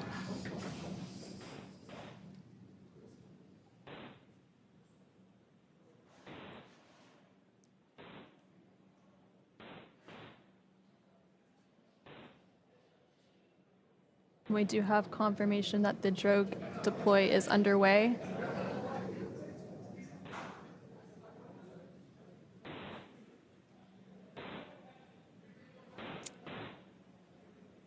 There are those two drogue Visual and chutes. 2 healthy drogues. Copy out the drogues. Copy out the drogues. And a great live view from the spacecraft itself, seeing those two healthy drogues deployed. And the spacecraft has now slowed down to less than 200 kilometers per hour, and it is now just over 2 kilometers above the water as it prepares for splashdown, and we should have that main parachute deploy in just a few moments to continue slowing the spacecraft down to about 16 miles per hour at the time of splashdown. There's the main chutes deployed. They're going to open up here shortly. Main chute descent rate nominal. And we do have confirmation and a visual view. Dragon copies. Dragon copies. 1,000 meters. 1,000 meters. And We copy 1,000 meters. And there's a great look of the Dragon Endurance spacecraft as it makes its way to its splashdown site off the coast of California under those 4 main parachutes that have now deployed and about 900 meters away from the water surface. Dragon, 800 meters. Dragon, 800 meters. 800 meters. Crew monitoring their altitude as they make their way to splashdown. I love these daytime views that we get. We don't always get to pick the time when the crew splashes down, but it's awesome when we have a great morning and a clear view watching as the Dragon Endurance spacecraft carrying Crew 10 is... SpaceX Dragon, 600 meters. SpaceX Dragon, 600 meters. I copy 600 meters. Crew just 600 meters away from splashdown. And just over a minute away from that targeted splashdown time, again expected around 8:33 a.m. Pacific, 11:33 a.m. Eastern. Now about 500 meters away from the surface of the water. And slowed down to about 35 kilometers per hour. Again, it'll continue to slow down. SpaceX Dragon, 400 meters. SpaceX Dragon, 400 meters. Splashdown. Brace for splashdown. SpaceX copies 400 meters and crew are braced for splashdown. We just saw an incredible view there of the Dragon as it re-entered under some cloud cover. And we should be regaining some of those live views from the recovery zone momentarily as it gets resituated to capture the return. The spacecraft is now about 200 meters above the ocean, and it has slowed down to about 30 kilometers per hour. Again, it will continue to slow down until about 16 kilometers per hour.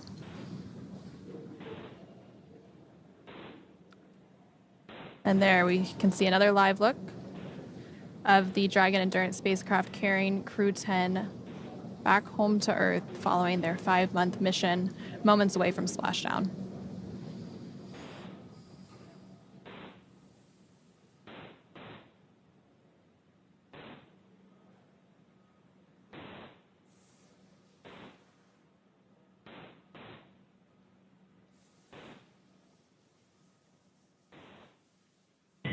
SpaceX Dragon, splashdown. SpaceX Dragon, happy splashdown.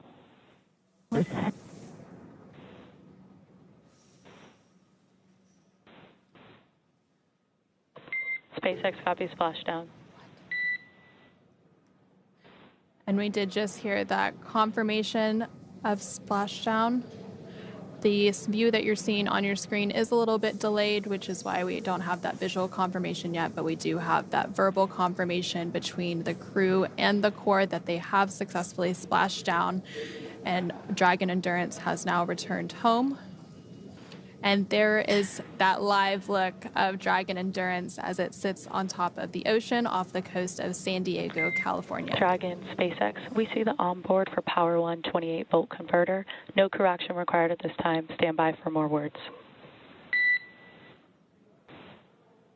Dragon copies, no crew action on the caution. Dragon copies, no crew action on the caution.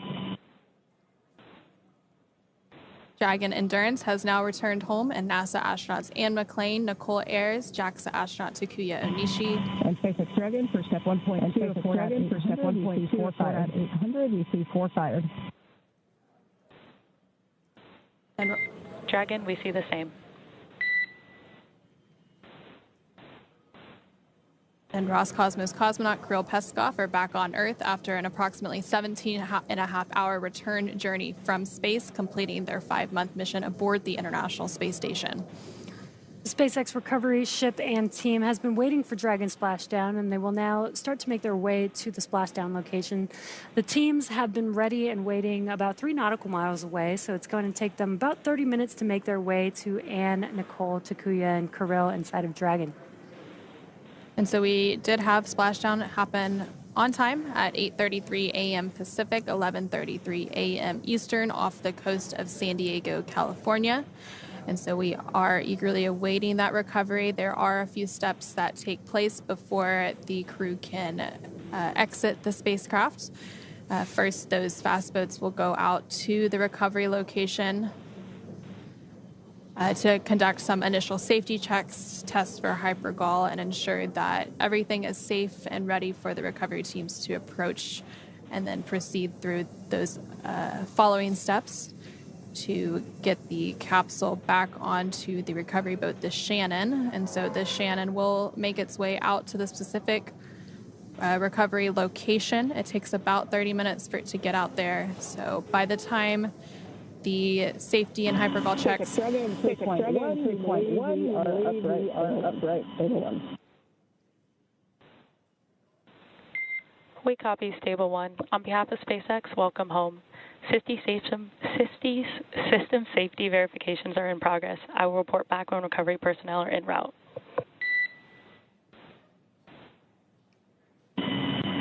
SpaceX Dragon from the entire crew 10. Thank you for that flight. Truly an honor of a lifetime. That last 20 minutes. I think 20 minutes. I think it was a carnival ride. We get in the back of the line and we go again. Thanks for the safe landing. We'll see you shortly.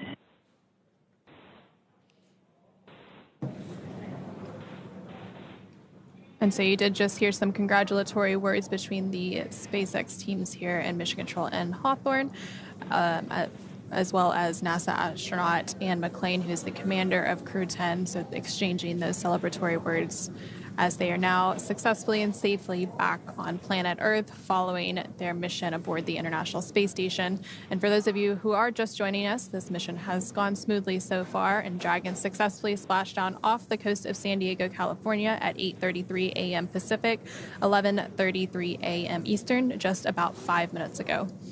Approximately 17.5 hours prior to splashdown, Dragon autonomously undocked from the International Space Station, completed a series of departure burns, jettisoned its trunk section, and performed its final burn, the deorbit burn, to place itself on a trajectory towards San Diego, California. Dragon successfully re-entered the Earth atmosphere, followed by deployment of its parachutes to slow the spacecraft down to a gentle splashdown. And we'll now follow the final part of Anne, Nicole, Takuya, and Kirill's journey as Dragon is lifted out of the water and placed onto the recovery boat. And upon detection of landing, Dragon does automatically release the main parachutes to prevent wind from pulling the spacecraft. And then Dragon automatically safes any pyrotechnics still present on the vehicle and may automatically perform additional minor system reconfigurations. The astronauts do remain seated and in their suits at this point, but the onboard air conditioning keeps things temperate inside the spacecraft, and the communication systems on board remain powered so the crew can continue to communicate. Now, SpaceX has 2 fast boats in the recovery fleet, which have moved quickly to the splashdown point, and you can see one of them there on your screen next to the Dragon Endurance spacecraft. They are being followed by one of the main recovery vessels, which will move into position upon upwind of the spacecraft. The 2 fast boats have very specific roles. The first approach is focused on immediate safety inspection of the spacecraft integrity and checking for any presence of hypergolic propellant vapors, ensuring that it's safe for the recovery vessel to approach Dragon. Now, once Dragon is cleared for full approach, the team begins rigging the spacecraft for water recovery by the recovery ship. The second fast boat is responsible for parachute recovery and also serves as a redundant boat to the first. And we'll see a team member on a jet ski soon helping to gather up the detached parachutes. And it does take about 10 minutes for the recovery crew to complete their safety checks. And then once complete, the team will begin preparing Dragon to be lifted onto the recovery vessel, the Shannon, today. As part of the preparation for this lift, one member of the recovery team will climb on top of the spacecraft so they can attach Dragon's hoist rings and connect the lifting lines. It will take less than an hour to raise Dragon to the recovery boat and remove the crew from the spacecraft. After those initial medical checkouts, the crew will return to land within 4 hours by helicopter, and if no additional medical assistance is needed, the crew will then board a waiting NASA plane and depart for Houston and make their way home.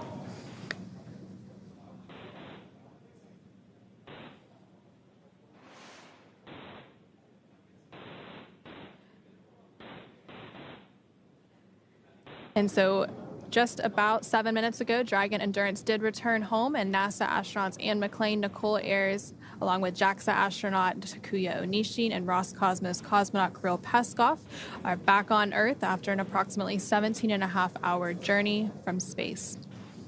SpaceX recovery ship and team has been waiting for Dragon splashdown, and they're now currently making their way to the splashdown location.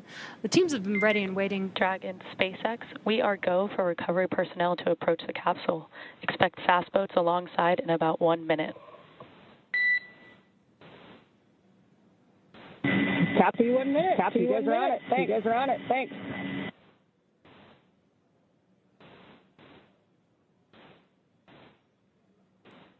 And so we did just hear confirmation that the recovery boats, or the fast boats, have been given the confirmation to proceed. So those recovery steps will soon commence. Again, it takes about 10 minutes for all those safety checks to be completed.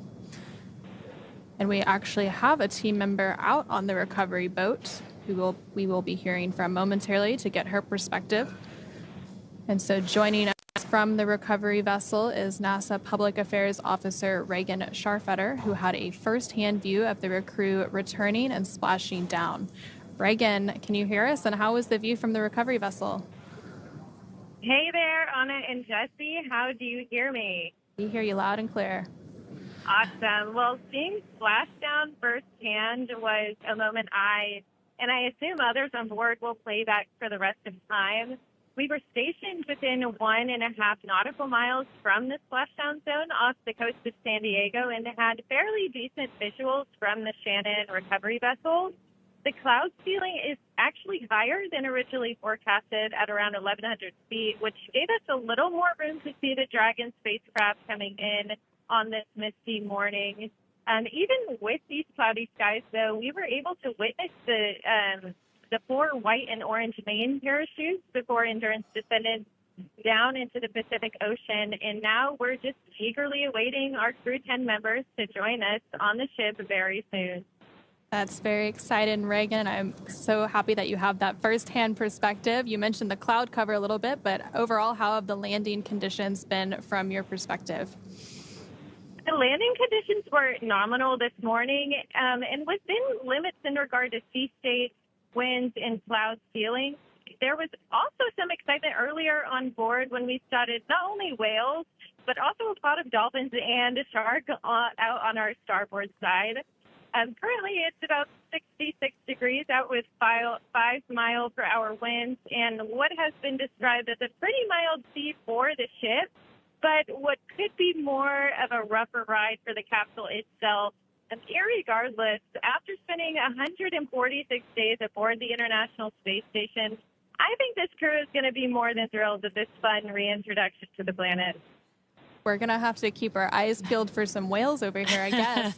But can you tell us a little bit about the recovery journey to get to this point? Yeah, absolutely. One standout part of this recovery is that Crew 10 actually marked the first crewed Dragon, NASA mission. SpaceX, hypergol sweeps, and unfired ordnance checks are nominal. Rigging is in progress. Approximately 5 minutes until capsule lift. We have flight surgeons standing by. Please confirm crew are ready for PMC.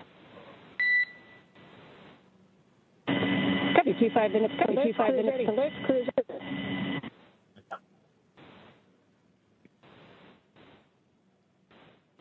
So we did just hear some communication there, about 25 minutes to Copy, lift. Dragon. The next call you hear will be from flight surgeon on Dragon to ground private.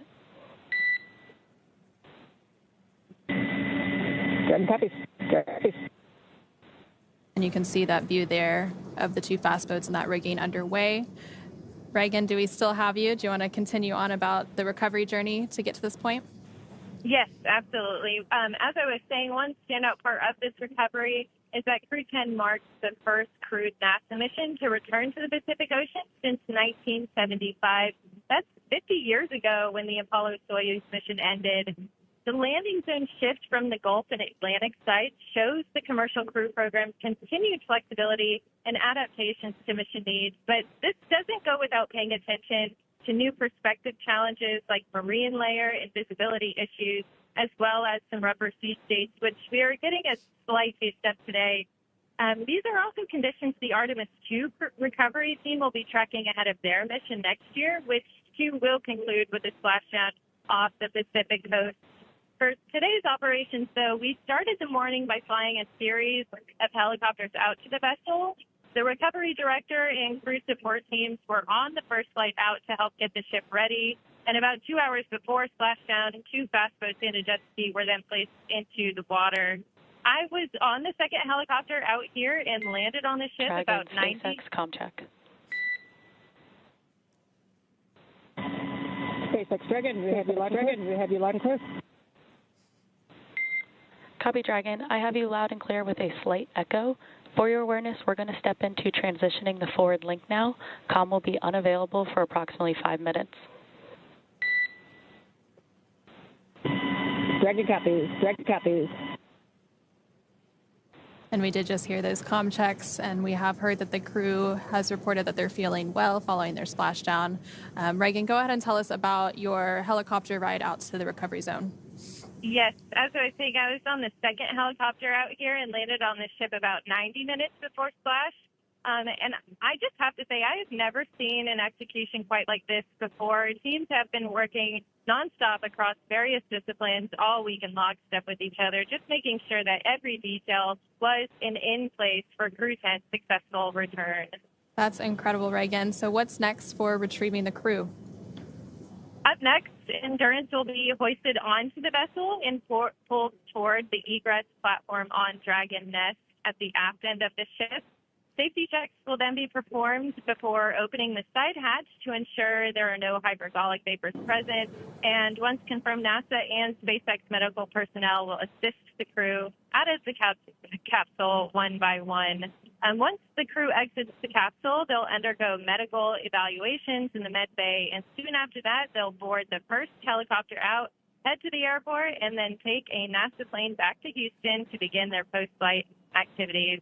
I will say, as a first-timer out here, it's important to mention that seeing a spacecraft-shaped comet shoot down from the sky has just been an incredible joy to experience. And I know I can speak for the rest of the ship when I say that it's even more exciting to be able to welcome home Anne, Nicole, Jakuya, and Kirill. In the meantime, though, we'll keep you updated every step of the way out here. And with that, I will send it back to you guys out in Hawthorne. Thank you so much, Reagan. It's incredible to hear your point of view and your perspective from the recovery ship, the Shannon, an invaluable point of view to have for today's broadcast. Towards the end of Reagan's comments, she did actually mention the Dragon Nest, where Dragon will be hoisted up onto, and you can see a little bit of a live view there on the edge of your screen. So that is where Dragon will lift up onto once it's ready. And then once it's safely there, we'll actually move inward a little bit. And then from there, the hatches will be opened and the crew will be extracted out. During the extraction of the crew, they are typically assisted, and that's completely normal. And that's completely normal during these operations. Again, they have been in the microgravity environment for about 5 months. And so some reconditioning needs to take place to reacclimate themselves to Earth's gravity.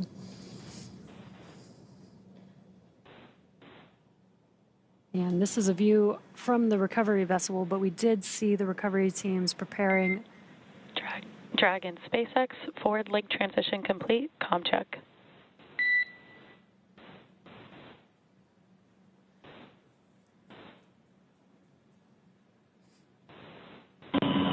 SpaceX Dragon, we have you clear with a slight echo.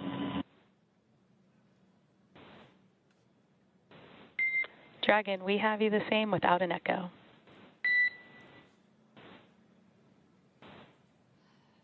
Sounds like they are trying to. Copy. Echo but readable. Trying to update the comms link, as we did hear an echo from the Crew 10 crew as they were talking to the core. But now it sounds like we may have reversed the echo, where we're not hearing it any longer, but the crew is now hearing the core on an echo. So I'm sure they're going to continue to troubleshoot that to get some clear comms during these last few moments of recovery. Currently, Crew 10 is still inside of Dragon, still in the ocean, waiting to be lifted onto the recovery ship. The recovery team is rigging up the spacecraft in preparation for that lift, basically adding the straps necessary to lift Dragon out of the water, which will be lifted with the hydraulic lift on the recovery ship, and then into that nest that we were seeing earlier. Then they'll translate to that deck that we saw on the recovery vessel. And then finally, the hatch will open. They'll take their first breath of fresh air in a little under 5 months. And so you are seeing a live look inside the SpaceX Mission Control here in Hawthorne. As soon as we have good views of the recovery again, we will, of course, share those with you. Sometimes the cameras and the equipment out there just has to be restationed to get some better views during these recovery operations. So again, the crew did splash down aboard the Dragon Endurance spacecraft at 8:33 a.m. Pacific, 11:33 a.m. Eastern, a little under 20 minutes ago. And so it does take about 30 minutes until the recovery ship fully arrives out there, and that's also around the time that that rigging of the Dragon capsule will be complete. So a little bit after 9 a.m., we should see that rigging fully completed, the recovery vessel right up next to Dragon and being prepared for that hoist. And you can see that live look there of the recovery ship, the Shannon, which has made its way out to the splashdown zone. And you can see Dragon Endurance spacecraft, which currently has the Crew 10 astronauts seated inside, as they get closer and closer to each other to prepare for that lift onto the recovery ship. And again, this splashdown took place off the coast of San Diego, California today. It was the first West Coast splashdown and recovery of a NASA crew, and the last crewed recovery for a SpaceX mission was Axiom Mission 4 just last month.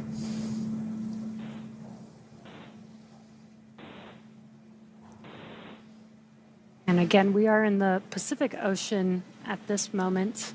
But the last NASA crew, Crew 9, splashed down off the coast of Florida. They had some dolphins to greet them.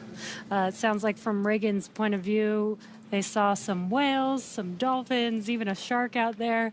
So we got a lot of sea members waiting for this crew to come back home. Giving them a warm greeting back to Earth with the animals that are only here.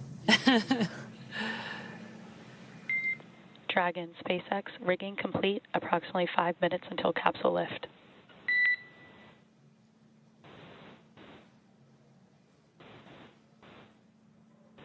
SpaceX Dragon came in broken and did not catch the second half. Understand rigging is complete. 5 minutes until capsule lift.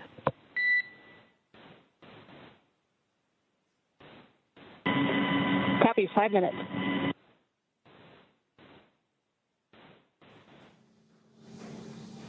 And for those of you who are just joining us, the Crew 10 members comprised of NASA astronauts Anne McClain and Nicole Ayers, alongside JAXA astronaut Takuya Onishi and Roscosmos cosmonaut Kirill Peskov, safely splashed down off the coast of San Diego, California, about 20 minutes ago at 8:33 a.m. Pacific, 11:33 a.m. Eastern Time. And right now you are seeing a live look from the recovery boat, the Shannon, which is preparing to hoist Dragon up onto the Dragon nest, which you are seeing there on your screen. And then from there, they will continue preparation to open the hatch and welcome the Crew 10 crew back onto Earth as they take their first breath of fresh air after 5 months aboard the International Space Station as part of Expedition 73. We did hear a call that lift is under 5 minutes away, and you could see the recovery teams as they're rigging up the spacecraft, getting ready to hoist it up. And you could see a recovery team member standing on the outside of the Dragon spacecraft, helping to prepare the vehicle for that lift. And as part of the preparation for the lift, one of those recovery team members, likely the one we're seeing on the spacecraft right now, will climb to the top of the spacecraft so that they can attach Dragon's hoist rings and connect the lifting lines.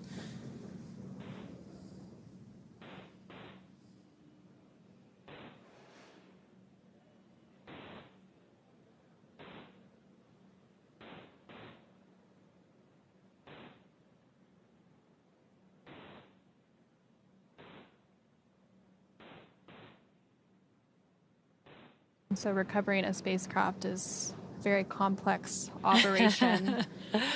And so there's a lot of teams involved. And of course, since it is splashing down in the ocean, they do issue some notices to mariners to make sure that the area is clear. And we work closely with the United States Coast Guard to ensure the safety of not only the recovery team and the crew, but as well as other people that may be out in the Pacific Ocean today.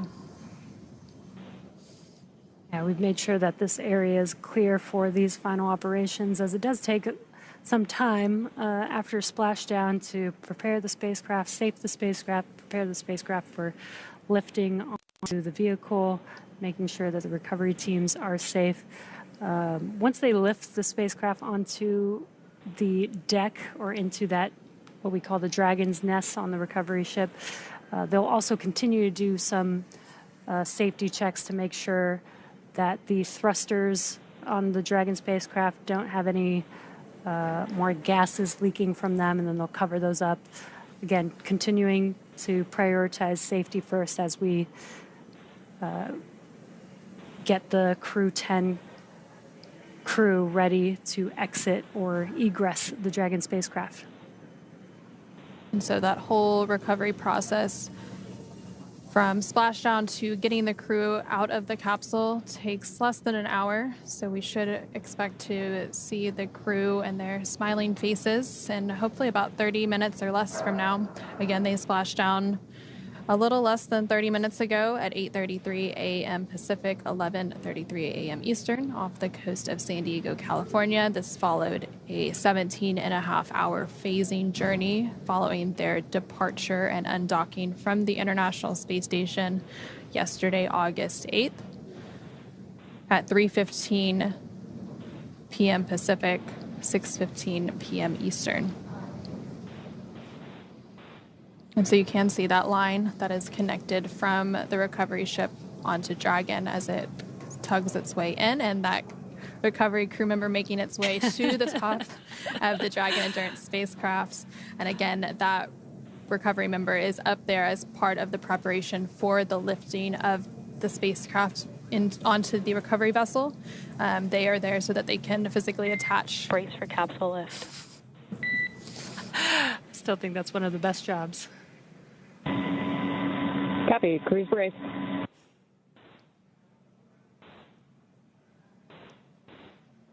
So they have physically attached those hoist rings and connected the lifting lines, and now they are preparing to lift the Dragon Endurance spacecraft onto the Shannon recovery boat momentarily. And you did just see that live look of the recovery member as he jumped off of the spacecraft and into the Pacific Ocean and is now back on one of the fast boats. And those fast boats were some of the initial recovery ships or recovery vehicles out at the splashdown location.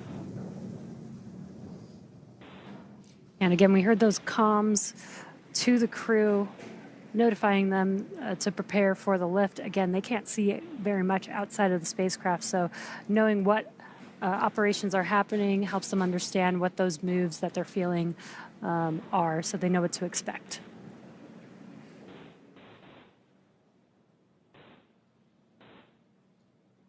And once they begin that lift, it takes less than 10 minutes or so for it to be completed. And so it'll be safely inside that basket there at the end of the ship where the dragon's egg, or dragon's nest is what it's known as. And then about 10 minutes or so from then, it'll be ready for hatch open. And you do see that lift is now underway as the Dragon Endurance spacecraft makes its way onto the recovery ship, the Shannon, that is staged off the coast of San Diego, California, following splashdown of the Dragon Endurance and the Crew 10 astronauts currently aboard.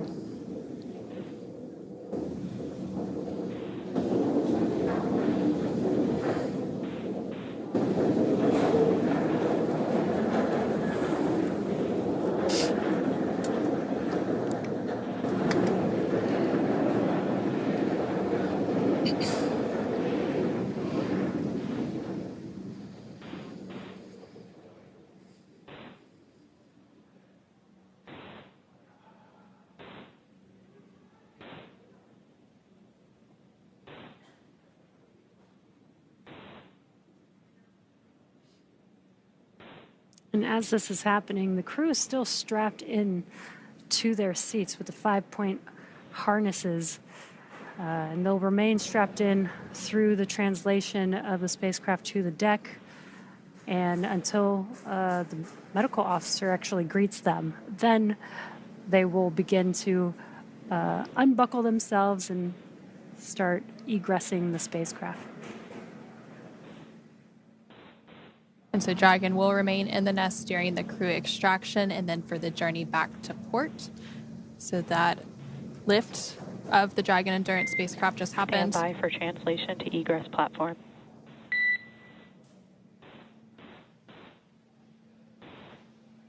Dragon copies. And so that lift of the Dragon Endurance spacecraft is now complete. You can see it there on your screen safely in the nest on the recovery ship. And so that translation to bring it forward and closer into the ship to then prepare to open the hatches will begin momentarily. You can see some of the crew member or the recovery members there doing their final inspections and safety checks of the spacecraft before they begin that translation. And then once that translation of the spacecraft is complete on the SpaceX recovery ship, the hatches will be opened. And we do expect that to take place probably in about 10 to 15 minutes from now. And once open, a SpaceX medical doctor will be the first one to check in on Anne McClain, Nicole Ayers, Takuya Onishi, and Kirill Peskov and see if they are ready for egress or getting out of the spacecraft. And while Dragon's top hatch is used to connect to the space station, the astronauts will actually egress or exit from Dragon's side hatch, pending capsule orientation in the water. Of course, we did see that it splashed down in orientation 1, so the nose cone was facing up, which is the preferred orientation. And so before opening the hatch, the spacecraft's cabin pressure must be equalized with the outside environment. And then once the hatch is open, that will be the crew's first breath of fresh air since boarding their spacecraft at the start of their journey last March. Again, they lifted off from NASA's Kennedy Space Center in Florida on March 14th of this year. And it's important to note that Anne, Nicole, Takuya, and Kirill will be getting assistance from the recovery teams while exiting the spacecraft. This is the same process for any returning long-duration crew members, as returning to a gravity environment can wreak havoc with our vestibular system, responsible for maintaining balance and motion. Safety is our #1 priority with this operation, so you'll see the crew members helped out of the spacecraft one by one and assisted the few feet to the medical quarters aboard the boat. And if you've ever watched crews return on a Soyuz, two of our crew members today had actually previously flown on a Soyuz, Anne McLean and Takuya Onishi. This is the same process as when astronauts are carried from the Soyuz capsule to waiting chairs on the steppe of Kazakhstan and then carried to a waiting medical tent. This is also the period where any time-critical cargo can be recovered from the spacecraft, with the remainder waiting until the ship is back in port. Once the ship and spacecraft return to shore, the recovery team will perform additional inspections before loading Dragon onto a flatbed truck at the SpaceX facility in Cape Canaveral for post-processing. And so we mentioned earlier all of the science and research that Crew 10 conducted during their 5-month mission aboard the International Space Station. So in addition to some of the physical and biological science experiments that they conduct, they too themselves are human research subjects. So a lot of teams work to gather samples from the crew throughout their mission to see how the microgravity environment of space actually impacts the human body. So NASA does have the Human Research Program, which is responsible for a lot of that science and investigation. But of course, there's also researchers outside of NASA that use the microgravity environment aboard the International Space Station to conduct their science and research. We do have the International Space Station National Laboratory that helps to facilitate a lot of that other research as well. And those research experiments, especially with the human body, are extremely important, especially for, we call these long duration missions 5 to 6 months long, but if we're going to be going to the moon, planets like Mars, we're going to need to stay a lot longer, and we're going to need to know how to keep the human body healthy throughout that time. What happens in these microgravity environments, and how can we better prepare the humans for going on these even longer duration missions. So the International Space Station does serve as sort of a testing and proving ground for NASA's future Artemis missions to the moon and then on to Mars. Of course, we can't necessarily do all science and research in the microgravity environment due to various factors. So teams on the ground also do what are known as analog research experiments. Also, a lot of that is based out of our Human Research Program. So one of those, known as the Human Exploration Research Analog, or HERA, does some isolation and confinement research inside of an analog setup that's supposed to simulate a spacecraft. Another one of those analogs is known as CHAPEA, or the Crew Health and Exploration Research Analog, which actually simulates a stay on the surface of Mars for about a year. So while this International Space Station does do a lot of great research, some of that research can also be done on the ground in preparation for those long-duration exploration missions to the moon and Mars. And you can see on your screen, the Dragon spacecraft is now translating forward to that deck that we saw earlier. Again, that deck is the height just below the hatch, which will make it a lot easier for the crew to egress the spacecraft. And so right before that translation took place, a couple of the recovery team members did do some final safety checks of the spacecraft to ensure that it was safe and ready to go for additional people to approach the spacecraft and to begin those hatch open preparations and operations to get Crew 10 out of the spacecraft and back on Earth.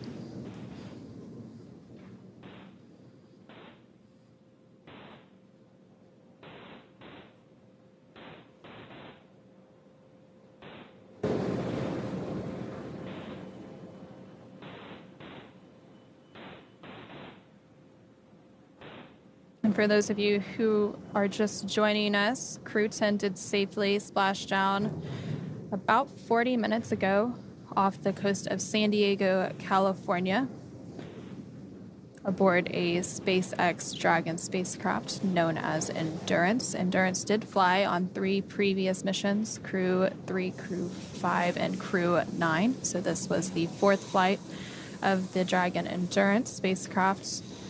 It launched to the International Space Station about 5 months ago on March 14th from NASA's Kennedy Space Center in Florida. Following that launch, it had a journey to the International Space Station where it was then docked and remained for about 5 months for all of that science and research that Crew 10 conducted. And then yesterday at 3:15 p.m. Pacific, 6:15 p.m. Eastern, Dragon and the Crew 10 crew safely undocked from the International Space Station and made their way back to Earth.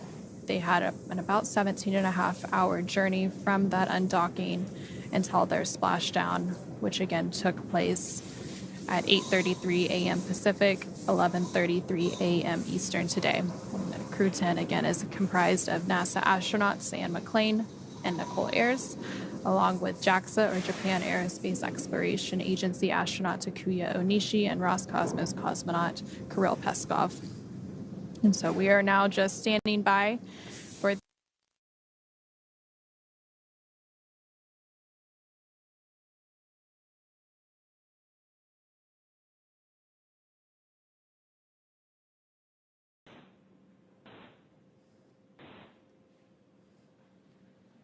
So that hatch on the Dragon Endurance spacecraft is now open, and teams are working to get Crew 10 out and back on Earth. Again, they will be initially checked out by a SpaceX medical director. You did just see him go in there a moment ago to make sure that they are feeling okay and are ready to egress or exit the spacecraft.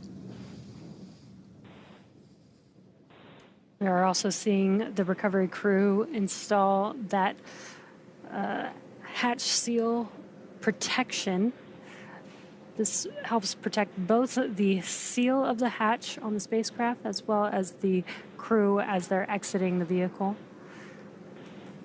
And so that hatch was officially opened at 9:10 a.m. Pacific, 12:10 p.m. Eastern Time, following a splashdown at 8:33 a.m. Pacific, 11:33 a.m. Eastern off the coast of San Diego, California.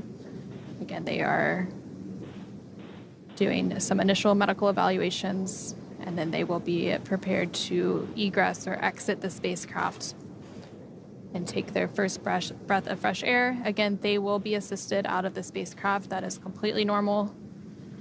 And then from there, they will go just a few steps and to do some additional medical checkouts. And then after the egress is finally complete and all 4 crew members are out of the spacecraft, they will take a helicopter back to dry land.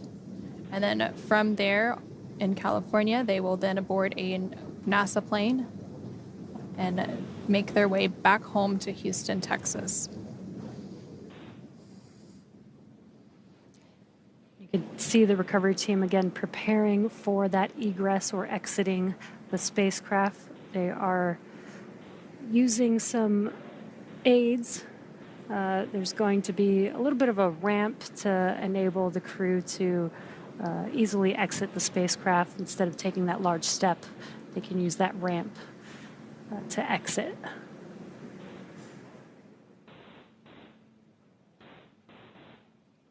And recovering the crew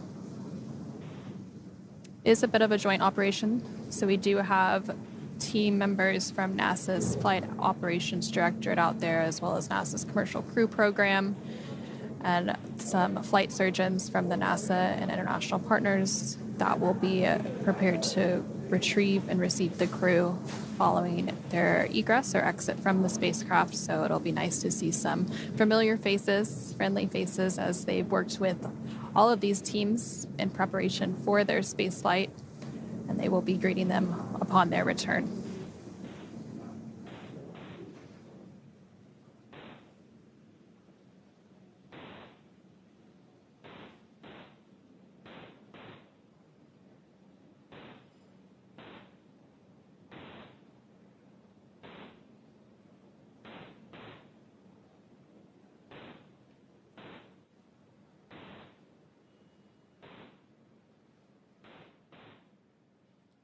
You can see that the crew is removing some of their cargo that looked like their tablets that they were using to follow along with every procedure throughout the entire mission and ride on Dragon.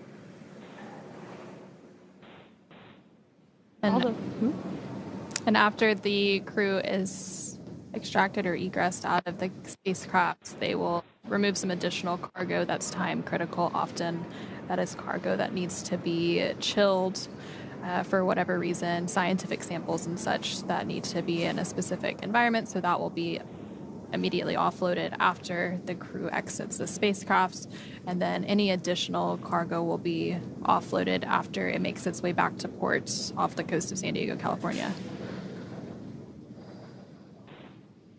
Looks like those are the footrests being removed. That allow the crew to get out of their seats a little bit easier.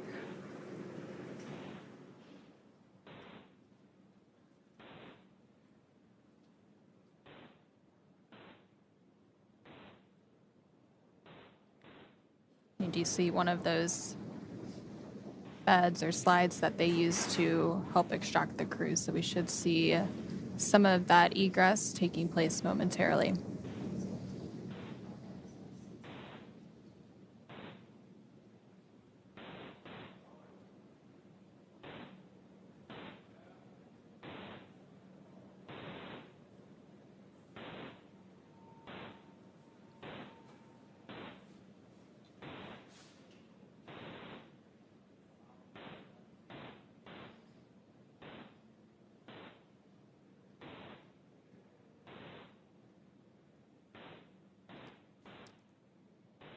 If you're just now joining us, you are watching the Crew 10 mission as we await the 4 crew members, NASA astronauts Anne McClain and Nicole Ayers, JAXA astronaut Takuya Onishi, and Roscosmos cosmonaut Kirill Peskov, egress the Dragon spacecraft here shortly. They just recently, in the last 10 minutes, were able to take the first breath of fresh air in about 5 months.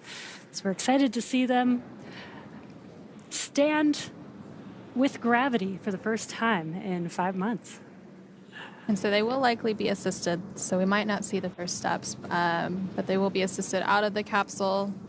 And it is important to note, since they were under the microgravity environment, their muscles, their bones, all of their systems haven't been exposed to Earth's gravity in over 5 months, which of course has some impacts on the human body, which is some of the important research that is done on the International Space Station to actually see how the human body is affected by the environment of outer space. And so that hatch did open about 6 minutes ago at 9:10 a.m. Pacific, 12:10 p.m. Eastern, following a splashdown at 8:33 a.m. Pacific, 11:33 a.m. Eastern, off the coast of California. Following that splashdown, the recovery team went out to meet the Dragon Endurance spacecraft. First out were the 2 fast boats, which began some safety checks and also began to safe the spacecraft in preparation to be lifted onto the recovery vessel, the Shannon. And the Shannon did arrive to the splashdown location less than 30 minutes after splashdown to then lift the spacecraft up on board the Shannon, and now we're just awaiting the crew to exit or egress the spacecraft.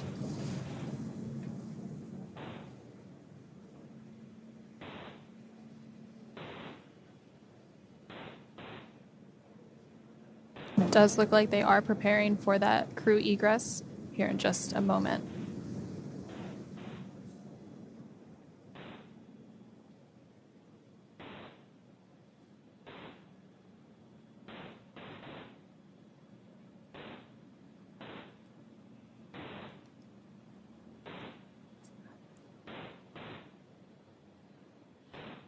And the first Crew 10 crew member has now successfully egressed or exited the capsule. And that is NASA astronaut Anne McClain. She looks very excited to be back on Earth, given a arm pump. And the other 3 crew members should be following behind here shortly.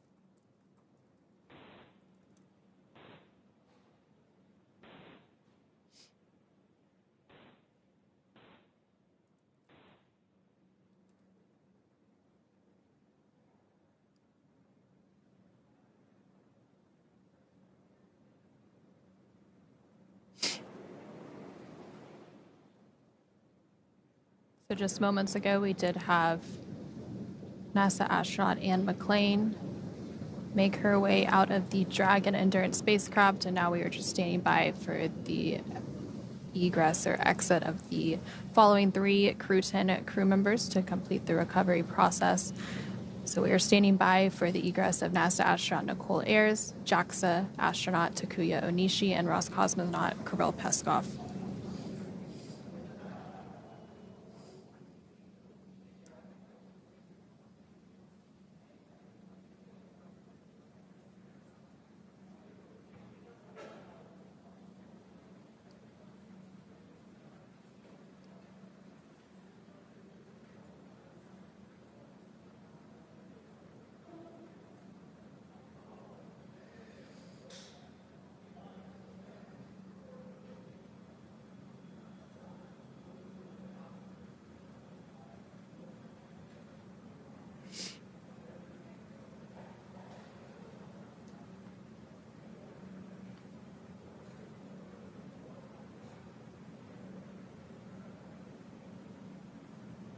And the second Crew 10 crew member has successfully egressed the capsule, and that is NASA astronaut Nicole Ayers.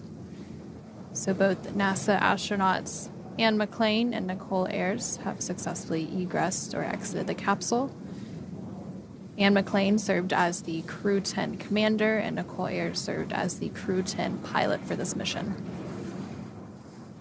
So the final 2 crew members that we are awaiting are JAXA astronaut Takuya Onishi and Roscosmos cosmonaut Kirill Peskov.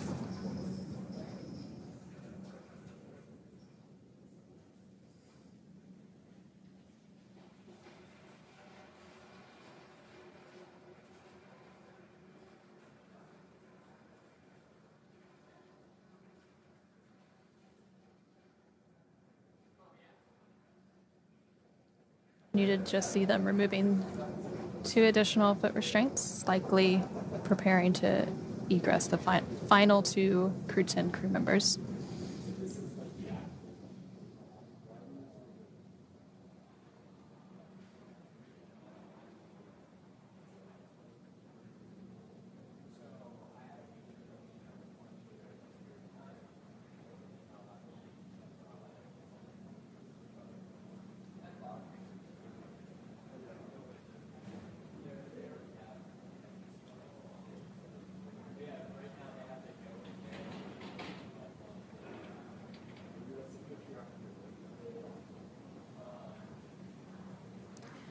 If you're just now joining us, NASA astronauts Anne McClain and Nicole Ayers have already egressed or exited the Dragon Endurance spacecraft. And again, we are waiting for the final 2 Crew 10 members to exit. JAXA astronaut Takuya Onishi and Roscosmos cosmonaut Kirill Peskov are still inside of the Dragon spacecraft.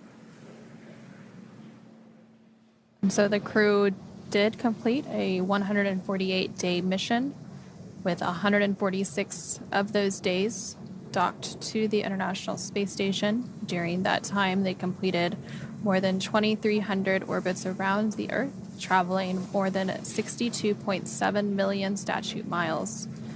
And NASA astronaut Anne McClain, who was the first to exit the spacecraft, has now totaled 352 total days in space. This was her second space flight. Her previous mission was aboard a Soyuz spacecraft. And then this was the first space flight for NASA astronaut Nicole Ayers, who was the second to exit the spacecraft. So she now has 148 days in space.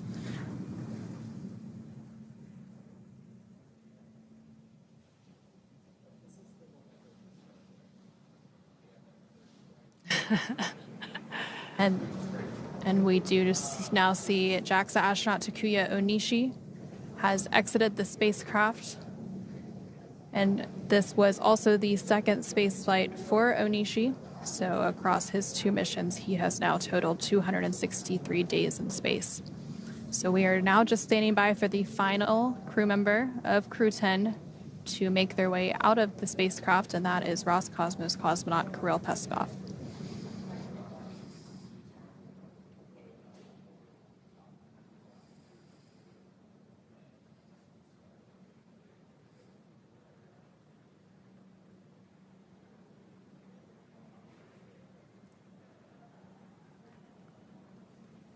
To recap a little bit, the Crew 10 mission launched aboard a Falcon 9 rocket inside a Dragon spacecraft, which you're now seeing on your screen. That launch took place from NASA's Kennedy Space Center in Florida on March 14th.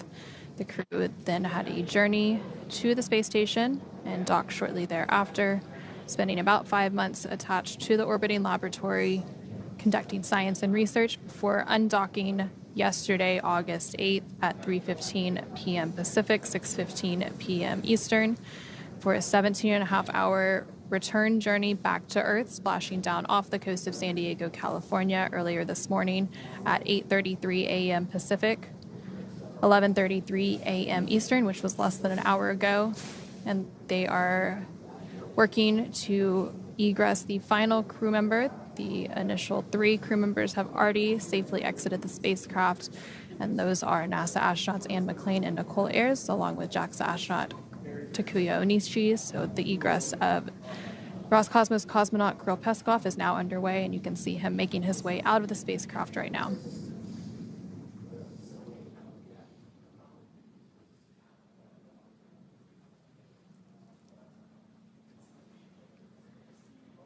And there you have Roscosmos cosmonaut Kirill Peskov waving as he takes his final or initial steps on Earth. And he will now be taken back to some additional medical checks. And with that, all 4 Crew 10 crew members are safely back on Earth. They have all egress. And so now that NASA astronauts Anne McClain and Nicole Ayers, along with JAXA astronaut Takuya Onishi and Roscosmos cosmonaut Kirill Peskov, are safely back home on planet Earth and getting checked out by the NASA medical team, we are going to go ahead and wrap up our live coverage of their return.